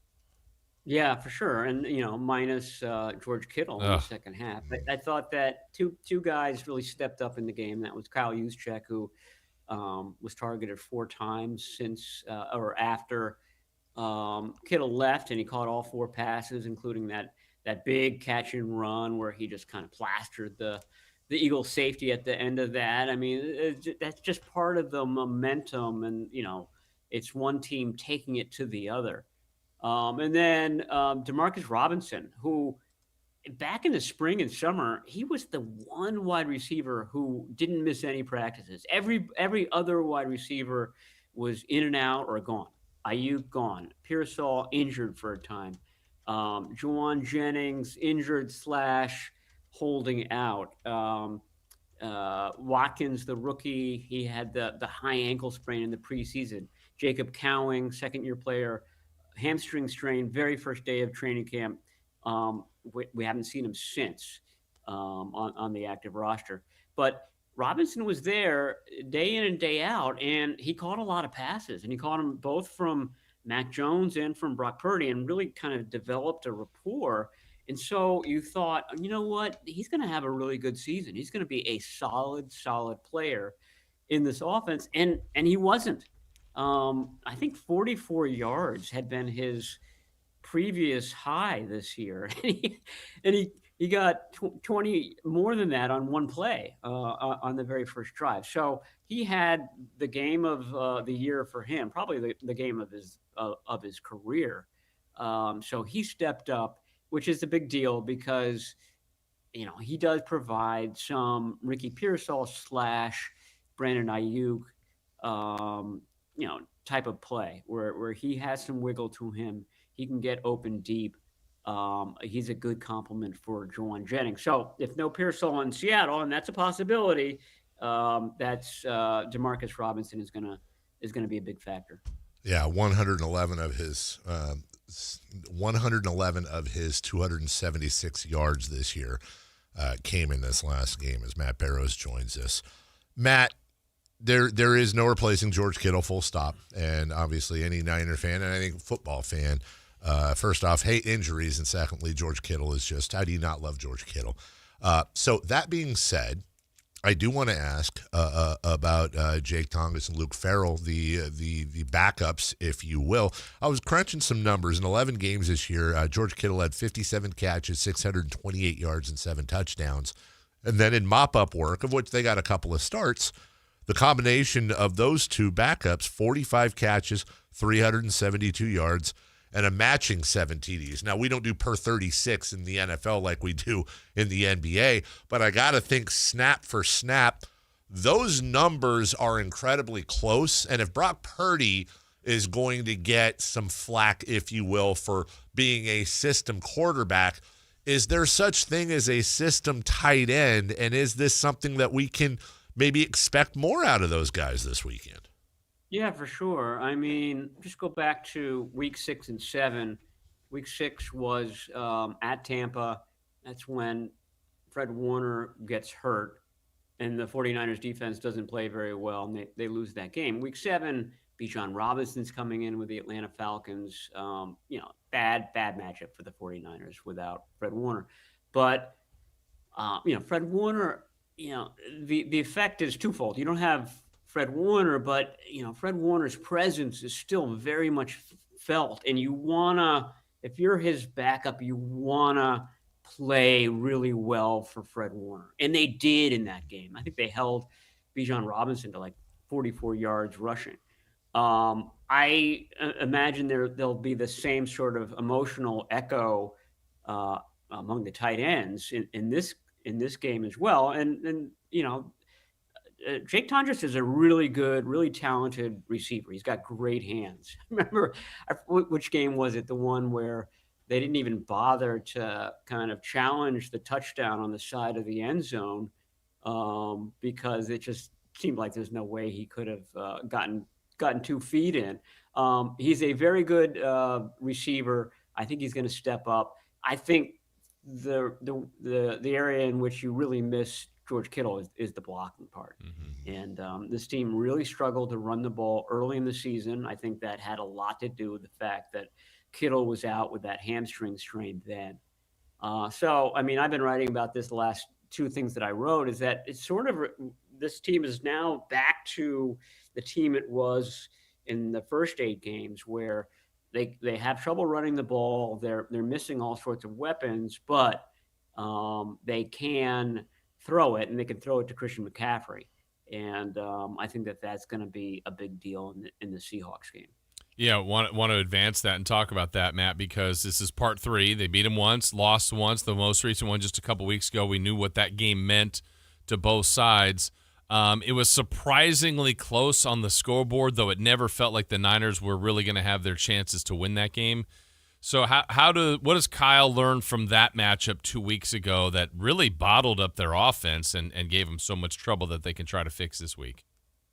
I don't know. It's a bad matchup. I mean, one of the advantages the 49ers have is that they play teams that aren't well-versed at playing the zone running system that the 49ers play. And so when they face a Tennessee Titans or, an AFC team or, somebody on the East Coast, they tend to do well because of that.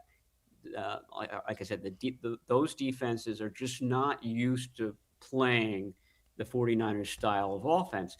The Seahawks very much are, because they play the 49ers twice a year, they play the Rams twice a year, and the Seahawks use the very same offense. So they see it in training camp and in practices as well. So Shanahan has to think of something different. The trick plays are things that he brings out in big games in the playoffs. That could be something that, wrinkles that they just haven't shown this year. I think I can already tell from the way that the schedule has been structured this week that they're taking a different approach than they did in Week 18. Week 18 was a 6-game separation, short week. They took the approach, rest. We're not going to practice it hard at all this week. This week, I think that they're going to do something different because they did come out flat against the Seahawks in Week 18. They were just, we commented on this after that game. It seemed like the Seahawks had 13, 14 guys on defense on every play. They had energy and they had momentum. I think that Shanahan is really going to try to figure out a way to kind of combat all these short weeks of preparation, another game on the road, another travel. I think that's a big key for this game. How do you kind of squeeze the most out of a team that really has been kind of embattled in that facet over the last month? Matt Barrow's with us. Matt, I expect you don't know this, but I'll ask you to guess, and I'll ask you 2 things. Number one, Houston, before the game yesterday, released Darrell Taylor, and there has been some scuttle that he might be a guy the Niners could take a look at, especially with how how messed up their defense has been injury-wise. A, have you heard anything about that? Secondly, the big elephant in the room here, Fred Warner. Could we see him this weekend? Well, Taylor, I haven't heard anything, but it's the same defense. So if you're talking about a guy that could come in cold and play for your team on Saturday, that's the type of guy. I mean, it fits all the 49ers defensive line is beaten up. Keon White is struggling with hamstring and groin injuries. Kalia Davis has a knee issue. I don't think that Jordan Elliott is right, et cetera, et cetera. So, I mean, that would make a ton of sense. As far as Fred Warner, it's not happening this week, apparently. I mean, I asked Kyle Shanahan that after the Eagles game. Are you going to open Fred Warner's window this week? Because we saw Fred Warner on the field, side field, doing work, but looking pretty good.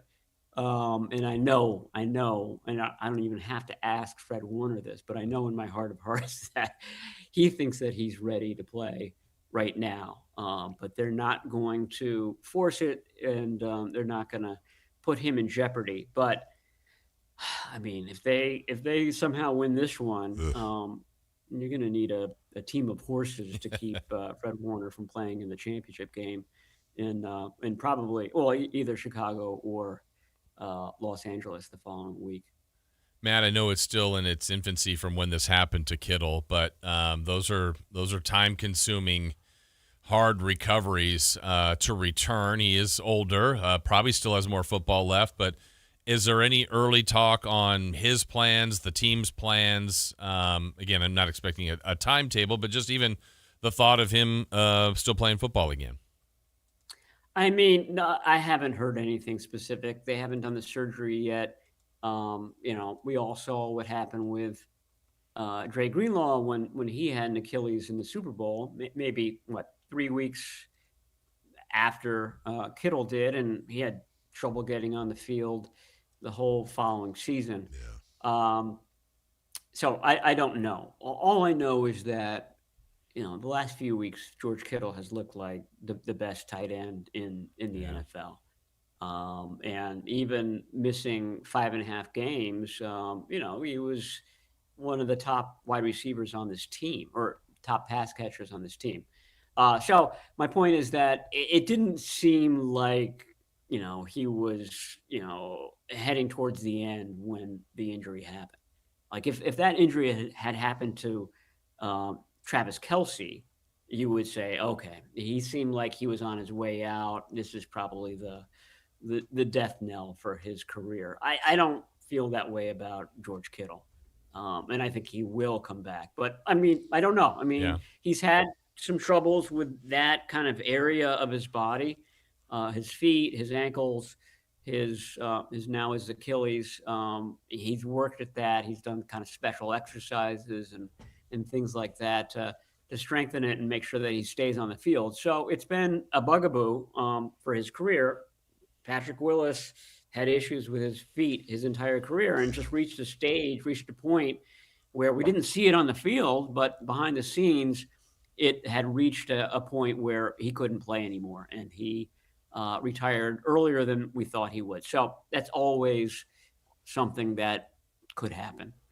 Last thing for you, Matt. Much like you and I were struggling to find ways after the Seahawks game for this team to win in Philly, I then turned around yesterday and said on this show, I have an even harder time finding ways that the Niners could get stymied and effectively, not shut out, but almost, at home. And then 2 weeks later, now you're going into Seattle.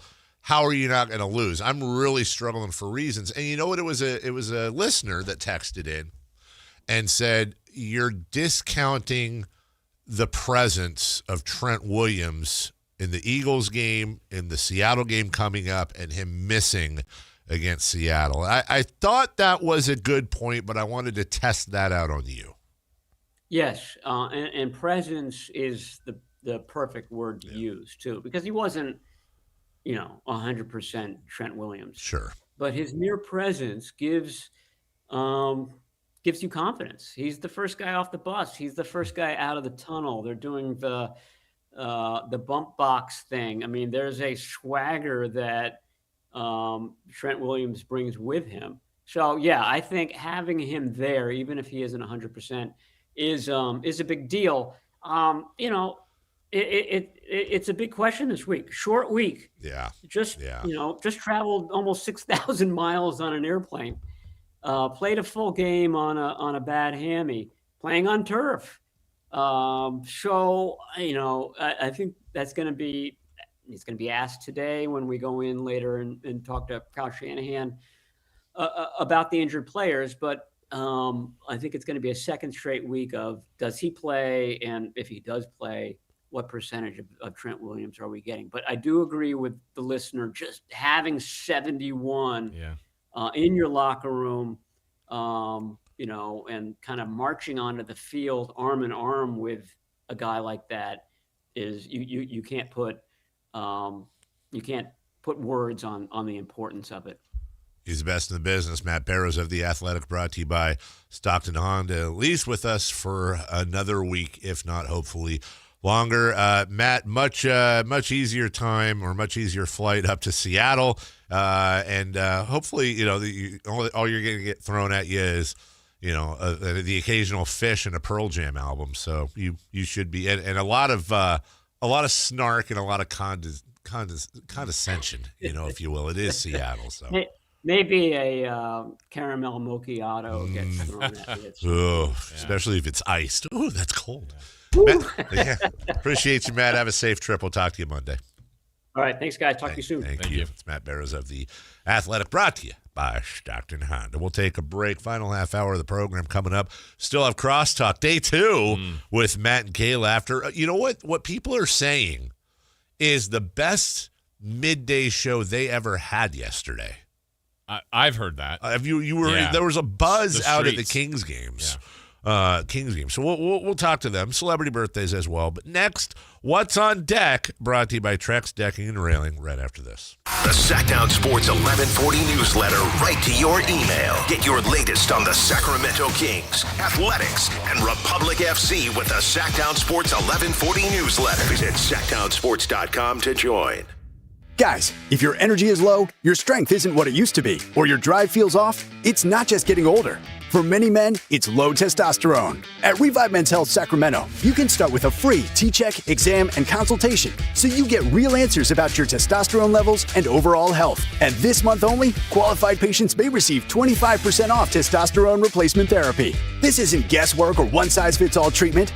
Revive specializes in personalized, closely monitored testosterone care designed to help men feel stronger, sharper, and more like themselves again. With over 120,000 patients treated since 2011, Revive Men's Health is trusted for results, not hype. If you've been putting this off, now is the time to act. Claim your free T-check and consultation and see if you qualify for 25% off TRT this month only. Call 916-619-3000. That's 916-619-3000. Or visit ReviveMen'sHealth.com. Terms apply, must medically qualify. California's largest sportsman's expo is back Thursday through Sunday at Cal Expo in Sacramento. Just once a year, NorCal's largest gathering for anglers, hunters, boaters, RVers, and off-roading enthusiasts. Buy the latest gear, discover the best destinations. Your life outdoors at the International Sportsman's Expo, Thursday through Sunday at Cal Expo in Sacramento. More info at sportsexpos.com. Big savings are back at Folsom Lake Honda, your one-stop Honda shop. Looking to own or lease? We have options for everyone. Plus, lower interest rates at Folsom Lake Honda make for lower payments. It's no wonder Folsom Lake Honda is your one-stop Honda shop. Get an instant cash offer for your trade at FolsomLakeHonda.com. We'll buy your car whether you buy from us or not. Visit us today at FolsomLakeHonda.com. Folsom Lake Honda, yeah, your one-stop Honda shop. Never have I ever called my sister from the finish line of my first marathon. Hello? You won't believe where I am. Are you running? Mile 26. I'm gonna make it. Switch to T-Mobile's 55 Plus plan and get iPhone 16e with its advanced camera system on us. Plus 2 lines for just $30 a line. Guys, I can't believe it. I knew you could do it, babe. That was amazing. Mom, how do you feel? I feel great. I can't feel my feet. Let's take a picture, and then you may carry me to the car. Share every stride, every mile, every memory on America's best network. Switch to T-Mobile's 55 Plus plan and get iPhone 16e on us and 2 lines for just $30 a line. With 24 monthly bill credits and 2 eligible port-ins on Essentials 55 Plus for well-qualified customers with autopay plus taxes, fees, and $35 device connection charge. Credits end and balance due if you pay off early or cancel. Contact us. Finance agreement 128 gigabytes, $599.99 required. Best mobile network in the U.S. based on analysis by Ookla of Speed Test Intelligence Data 1H 2025. Visit T-Mobile.com. Talking about guns with others might not always feel comfortable, but it could save a life. Here's a way to start a conversation. Your family is going over to your neighbor's home for dinner for the first time. How would you ask if there are any unlocked guns in the home? Hey, we're so excited for tonight. Before we come over, though, may I ask if there are any unlocked guns in your home? Our guns are stored securely, locked in a safe that the kids can't access. Awesome. Learn how to have the conversation at agreetoagree.org. Brought to you by the Ad Council. It's a new year, and Aleve is here to help you keep your New Year's resolutions on track. Whether it's a daily walk, hitting the gym, or spending more time with friends and family, Aleve's got your back. With up to 12 hours of body pain relief per dose, Aleve keeps you moving with long-lasting body pain relief so you can chase those dreams and achieve your goals. Don't let body pain slow you down. Keep going with Aleve, because this year is your year. Try Aleve. Use as directed for minor aches and pains. Progressive knows there are some surprisingly expensive things in life, like rugs. People say a rug would really bring the room together. And sure, you don't know what that means, but it sounds important. Suddenly you're using words like jute and sisal. Then you see the price and lose it, because how can the thing you walk and spill on cost so much? So you devote your life to taking down Big Rug. But then you remember that switching your home and auto to Progressive could save you hundreds. So, looks like Big Rug is safe. For now. Progressive Casualty Insurance Company, affiliates, and other insurers. Not available in all states. I'm Ed Evans, CEO of Consumer Cellular. No, we're not one of the big guys. Truth is, we don't want to be. If you're over 50, Big Wireless probably has you paying for more data than you might need. You could be throwing away thousands over a lifetime. Our entry-level data plans start at just $20 a month. And for a limited time, switch and get your second month free. Call 1-888-FREEDOM, visit consumercellular.com or a store near you and get your second month free today. Plans include $5 credit for auto pay and e-billing. See site for additional details.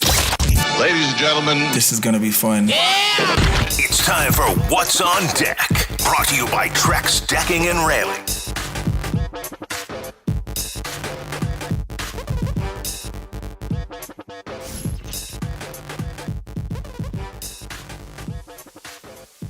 I wanted to see that, but I didn't get a chance to see that. You want to play it for everyone in the audience? We were just... Or no? I could, but I just don't trust the audience. I will just say Stephen A. had a very Carmichael Dave-esque slip of the tongue this morning. When I will say, when you described that, was not expecting anything like that. No, it was much like when I accidentally got Kyle's name wrong when thanking him a few months ago. Oh, describe it. I would like to not. Okay. Very semi-similar with Stephen A. He was talking about the game, the tremendous game that Christian Kirk had. Okay. But he got the wrong first name. And much like the mess up I had with Kyle's last name, they're very similar. And Captain? Steve. Caught it very quickly, but look, man, when you're I'll tell you, Desmond, when you're talking on the air, I always said the way I'm going to go down is when there's an open mic, a hot mic during a break. Hot mic. And I've said it before. The other way is going to be when I do some sort of God knows that the one that always hits me is the nightmare that I saw. And I don't know maybe there's more to the story and I don't know anything about this guy, but I want to say, was it a weatherman years ago? And he was acknowledging that it was Martin Luther King Day, but he did not say Martin Luther King. He said something else that was horrible. And only he knows what was behind that. But I'm prone to those things where I'll try to say, what was it? It was yesterday with Scott Perry when I said, have good luck to your Lakers tonight.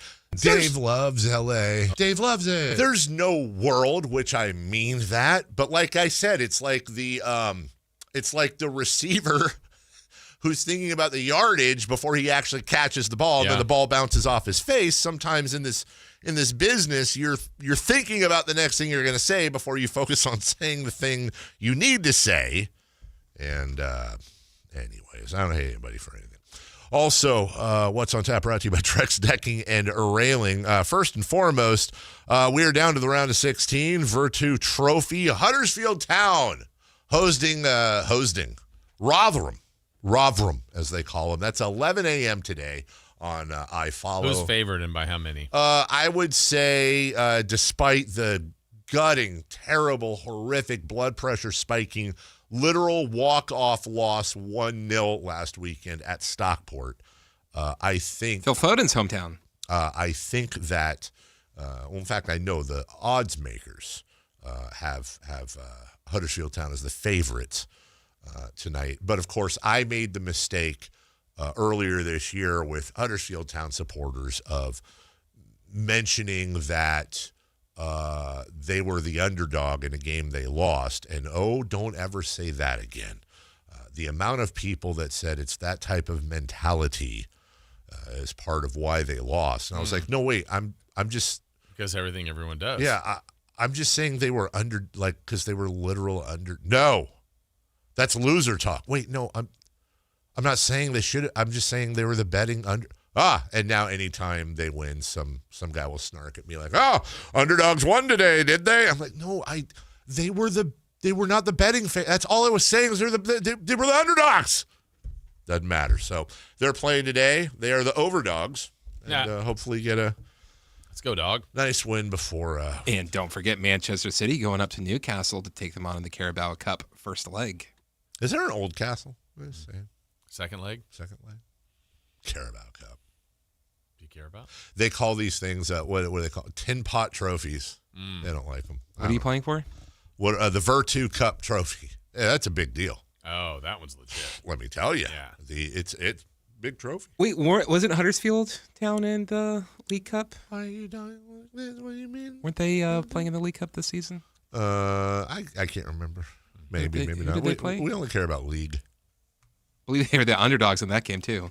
Yeah, they were slight underdogs versus Manchester City. You're correct. Hey, they did better than Exeter City. Yeah, they certainly did. Also, the derby against Bradford's coming up, you guys. Week from Saturday. Oh, also Saturday the derby, the Manchester derby. This one's actually a bigger deal. Terrence Trent. They share an airport, Bradford and Huddersfield Town. Or, well, really it's Bradford and Leeds, but it's a big deal. One time their Bradford's manager blew up the bathroom, and it's been a rivalry ever since. Yes, that's exactly what. I hate Bradford. I hate him so much. Bunch of ding dongs. Just want that. Give us that win. I hope we beat him 7-1. You know, Bradford's a cousin of Miller. Bradford's a cousin of Miller? Mm-hmm. What? Brad Miller. Suns at Heat. Seat.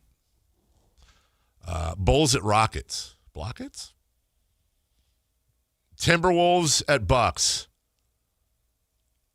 Trucks?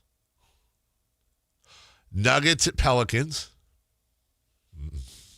Spurs at Thunder. Actually, hey, great matchup. Spurs have kicked the holy you-know-what out of the Thunder this year. Number 4. Can the Spurs sweep them?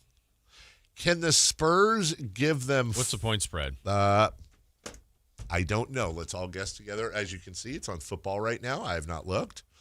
I never get to play, so I'll take the start here. I'm going to say OKC 2.5. Thunder 6.5. Spurs 1.5. Crispy and different. What did you say?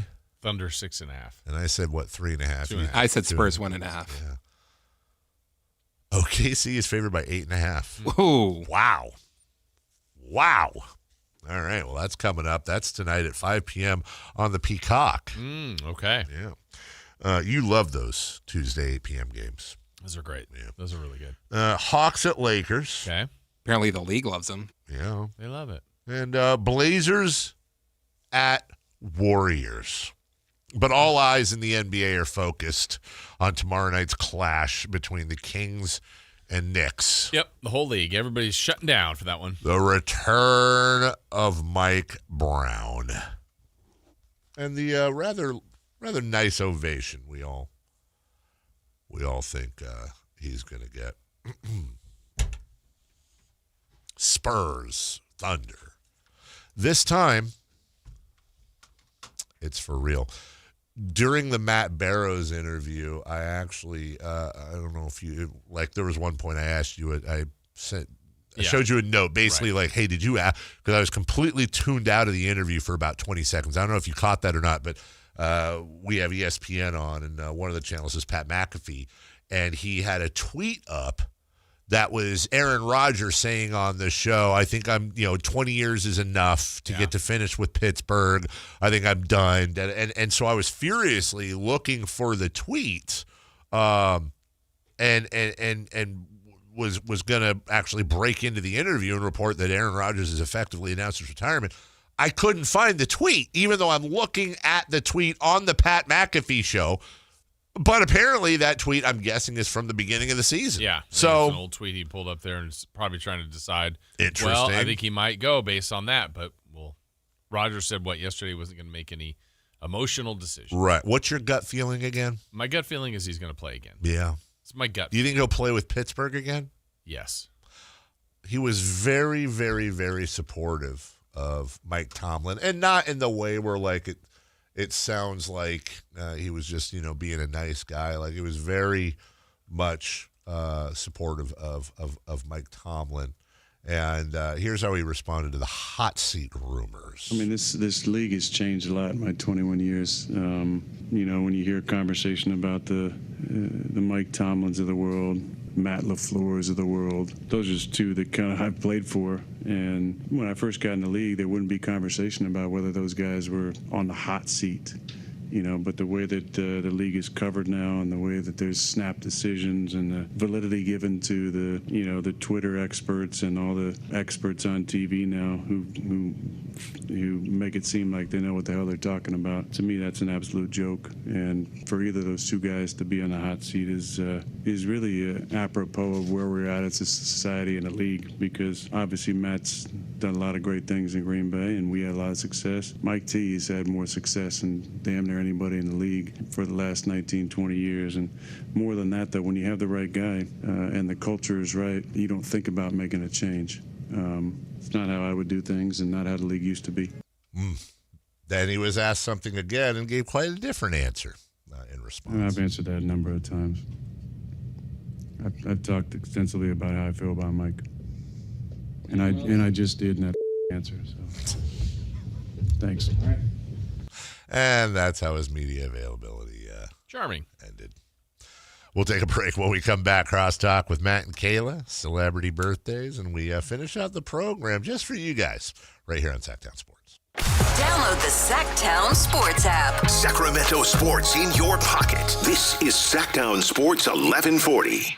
Hey, it's Carmichael Dave. I got to tell you, I am so excited to get this decking project started with Trex Decking and Railings. From the first time I stepped foot in the showroom last week, I was so impressed. So many color options, heat-resistant composite deck. What does that mean? That means I don't have to do any maintenance on it whatsoever. They even have a deck designer, so you can go online and see what your dream deck will look like on your house. Just visit Trex, that's Trex.com to get it started. Tell them Carmichael Dave sent you. Power Business Technology is proud to be a 100% independent, locally owned and managed Toshiba copier dealer. Local ownership cuts out the red tape, allowing ourselves to never be too busy to personally answer the call when our clients need us. Recognized for excellence in service execution, training, and customer service, we're proud to be named a Toshiba ProMasters Elite Dealer since 2021. Contact us today for all of your business printing needs at 844-POWER-BZ. That's 844-769-3729. Or visit us at powercopiers.com.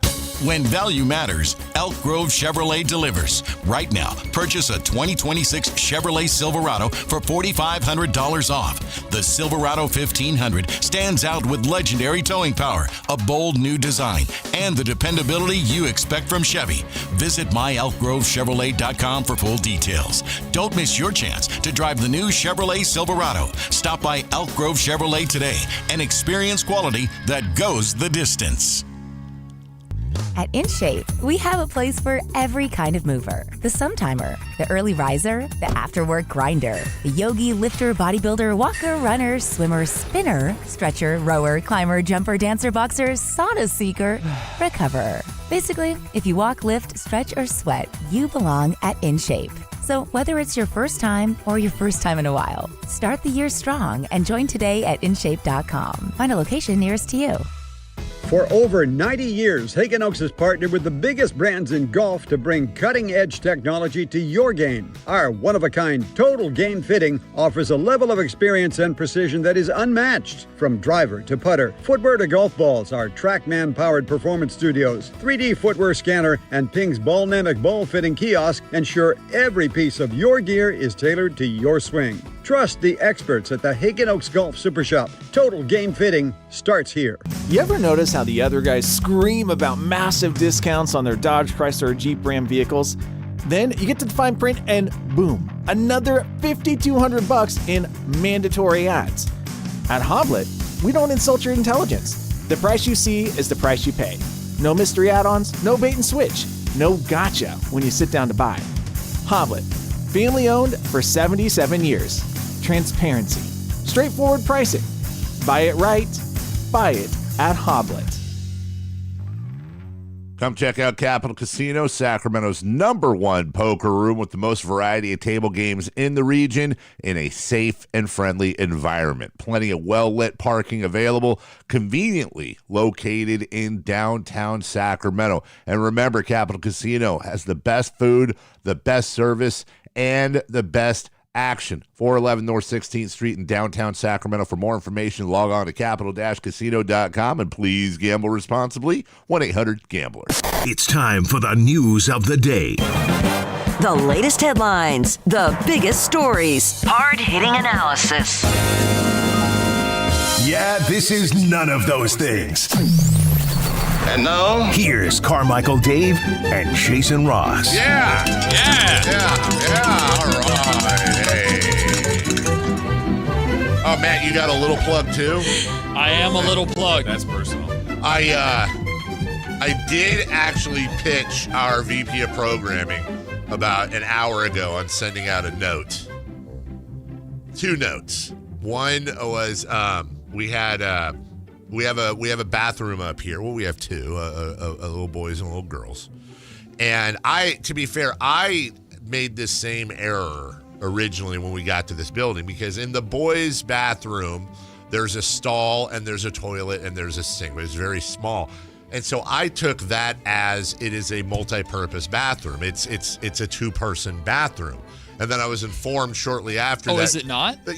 So building etiquette. Okay. The etiquette is, no, it is not. Whoops. So when you go in there, lock the door. Oh. Because I went in there a couple days ago because I've been drinking it was yesterday because I've been drinking all this water. Uh-huh. And so, naturally I needed to go in there, and someone was working overtime. I'll just leave it at that. And I immediately walked out. But they're making the same mistake I did when I first got here. So it's totally understandable. So I mentioned that, hey, you might want to, send out a note just because we have some new people in the building. But then I also mentioned, and by the way, we've been having these headphones get messed with both in this studio and KNCI. And by the way, can I just say his ears perked up when I said KNCI? Yeah, now it matters. So I said, hey, how could you maybe send out a reminder? This is a shared workspace. Respect everybody else's equipment, and if for some reason in an emergency you need to use, somebody's headphones, please replace their adapter. Maybe. And you know what? Was that in caps? It was in vocal caps. And you know what his response was? Let me think it over. Also, you could just take your stuff with you. You could. Well, thanks a lot, Captain Helpy Pants. That's a no. You should be able to trust to leave. Thank you, This Kayla. is our second home. Thank you. I should. Yes, I could solve it by taking my stuff. This is my 3rd home. But what's your second? The Limelight. Oh, good point. And then, This is like your 4th home? Mine? Yeah, because you got Pollock Pines, you got the New York townhouse, you got the. Sorry, I meant for me. Yeah, Maybe this is my home. Yeah, that's fine. This is Jason's first home. We spent a ton of time. Never here. left. And this is Matt George returning home. Yeah. In both the first time here and now this new time, I've never seen that bathroom door locked ever. And I have been in there, Maddie, many a time. Yeah. I've been in there with another human being present. Many a time. Really? Many a time. Yeah, apparently that's a violation of etiquette. Or you could be Jason. Jason knows where the secret executive bathroom is up here. But there's 2 I wish. toilets and there's a stall. I know. Matt, you're choir preaching. I made the same point. Weird. You come out of the stall. Yeah. Someone else is at the urinal. Yeah. And then you're washing your hands. Yeah, high five. But here's the thing. Can I tell you exactly why I know for a fact that? How am I washing my hands but the faucet isn't on? Oh, jeez. I will tell you for an undeniable fact why that is a multi-person bathroom. We just happen to say it's not. If it was not a multi-person bathroom, why is there a divider between the urinal and the sink? I think it should just be one urinal in there. Well, I also think that Charlize Theron should have married me when I asked her, but that's not reality, Chris. So you've gone from it should be a one-person bathroom to it should be a two-person bathroom? No. First off, I love that I'm a big fan of one-person bathroom because I don't have to deal with anybody else in there, so I'm fine with that. What I'm saying is... You're saying it's bad construction. It is a two-person bathroom. It is. There would be no reason for the divider. Why would you even have a door on the stall if it's a one-person bathroom? So Chris's comment leads me to want to completely disrupt this segment further with the worst cliffhanger possible because I can't give specifics. But our own Brendan Nunez here on Sactown Sports has been in the bathrooms at the Golden One Center, has been peed upon by Way to clean it out, Matt. Yeah, good job, Matt. Peed upon by a former member of Sacramento Kings media before. On purpose? No, but... Sprinkled on? Got him in the shoes. Standing God, next I'm to so glad I don't have to deal with any of this crap. Wow. You have to ask Brendan Nunez that story, and listeners, I'm sorry, I will not tell you who did it, but he got hit. Hey, go ahead, Jason. No, I was saying. You were saying. It was Jason. I'm not saying it was Roop the Hoop, but I'm not saying it wasn't. Yeah. Hold on.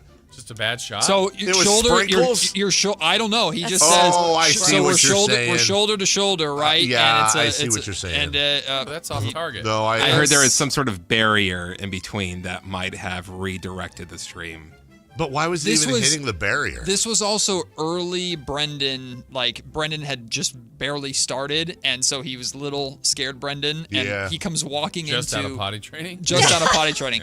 Comes walking into the... Is he still pulling his pants all the way down to his ankles at the urinal? Yeah, okay. Hey, some coaches do that. Yes, they do. If you know, you know. But he comes walking into the press conference room, absolutely, like, blanched face, I just got peed on. Does he got peed on? That needs to be a Kings Roundtable story. It does. Yeah. He can tell it. I won't. He can. It's also his fault. He can tell it. You just told the whole story. Well, he'll give more detail. I don't know how much more detail he could give. Let me ask you this. You know who it was, right? Yes. Would this person, what is your instinct? Would this person be upset? Yes. Oh, they would? I think so. Yeah. I think they would be What if you accidentally did that to somebody and then someone called you out? I give you my word, I won't say it. I don't trust you, and I still don't think this person knows to this day that it happened. I swear on my kids, I won't say anything. So what do we call this? P-gate? Oh, I was going to say something way worse, but I couldn't say it because we're on radio. Yeah, so. that's fine. Do I trust Carmichael Dave? If I swear on my kids, yeah, just do it. If I swear on my kids, I can't. You know how karmic I am. I won't. Take a chance. Every single thing that every fan does at home or at the stadium makes a direct impact in the game. Instant laughter. Keep it below the camera. Yeah, right? They probably would care. Really? Yeah. Yes. Well, good for him. I've heard this from it's a healthy stream. 2 to 3 other people. Really? Well, okay. Great story. Was it not his fault? And it just it is his fault. You're responsible for that. There's only one person that could be at fault, and it's you. But I'm saying, is it collateral damage? In other words, fouled? If you got, I understand if he lost track and got distracted by a bumblebee. And, sorry, Brendan. But if he's aiming for the right spot, are you aiming a sword right now? I'm trying to keep it clean. Here, I'll be realistic. From my understanding, using 2 hands, crazy. I mean, hey, listen, go ahead. From my understanding, the clothing that he was wearing redirected the stream. All right, I'm going to try to say this. No. Oh, God. No, it has nothing to do with Why what did you bring this up to begin with, Matt? Yeah, Matt, thanks. Content. Okay, I will say this. And this is something I know guys will understand. I don't know if girls will. Sorry, Kayla. There's only... ask, I might. Sorry, it's Kayla. day 2, Kayla. Sorry. There's only one acceptable reason for a diverted stream. I don't know what that reason is. Of course you don't. Well, you know at least once.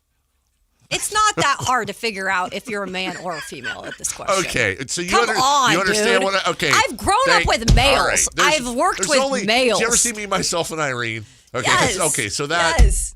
There's only one. There's only one reason, and the reason being, celebrity birthdays are brought to you by Crumble Cookies. Hey, listen, have you ever wanted to pee on a fellow Kings media member? Cookie gives them joy. Welcome in, Crumble Cookies. I'm going to save that. Thank you. Back to you. That's why women's bathrooms are much better. They have lovely scents. They have couches. In the old place, they had a couch. They had a couch. It's like, what happens in there? Therapy? They do? I got excited when we got some pink antibacterial soap in our bathroom. That's right. How do you know that? Because it's in there right No, now. how do you know they have a couch? Because we go in there when nobody's here. Get out of our bathrooms. No, there was a late. What was it? A late night. There was a time back where we did like we knocked and we made sure. Right. And I was like, what do they have that's different than us? The pole's on fire. There was a chair. There was a couch. I want to say there was a widescreen TV. There's a butler in there. Yes. You know. With one of those red and white peppermints to hand you afterwards. Good job. There was Good a effort. life coach. Anthony Robbins was in there cheering you on. I learned a lot today. Stock updates. Jeez. Back to you. Okay, let's start with this. On this date, which is what, January 13th? Yep. Yeah. The song You Can't Touch This came out. What year? I'm going to get this. I'm going to be off by 1 year or I'm going to get it. My uncle's cousin. 1991. Brendan Urinal Cakes Nunez.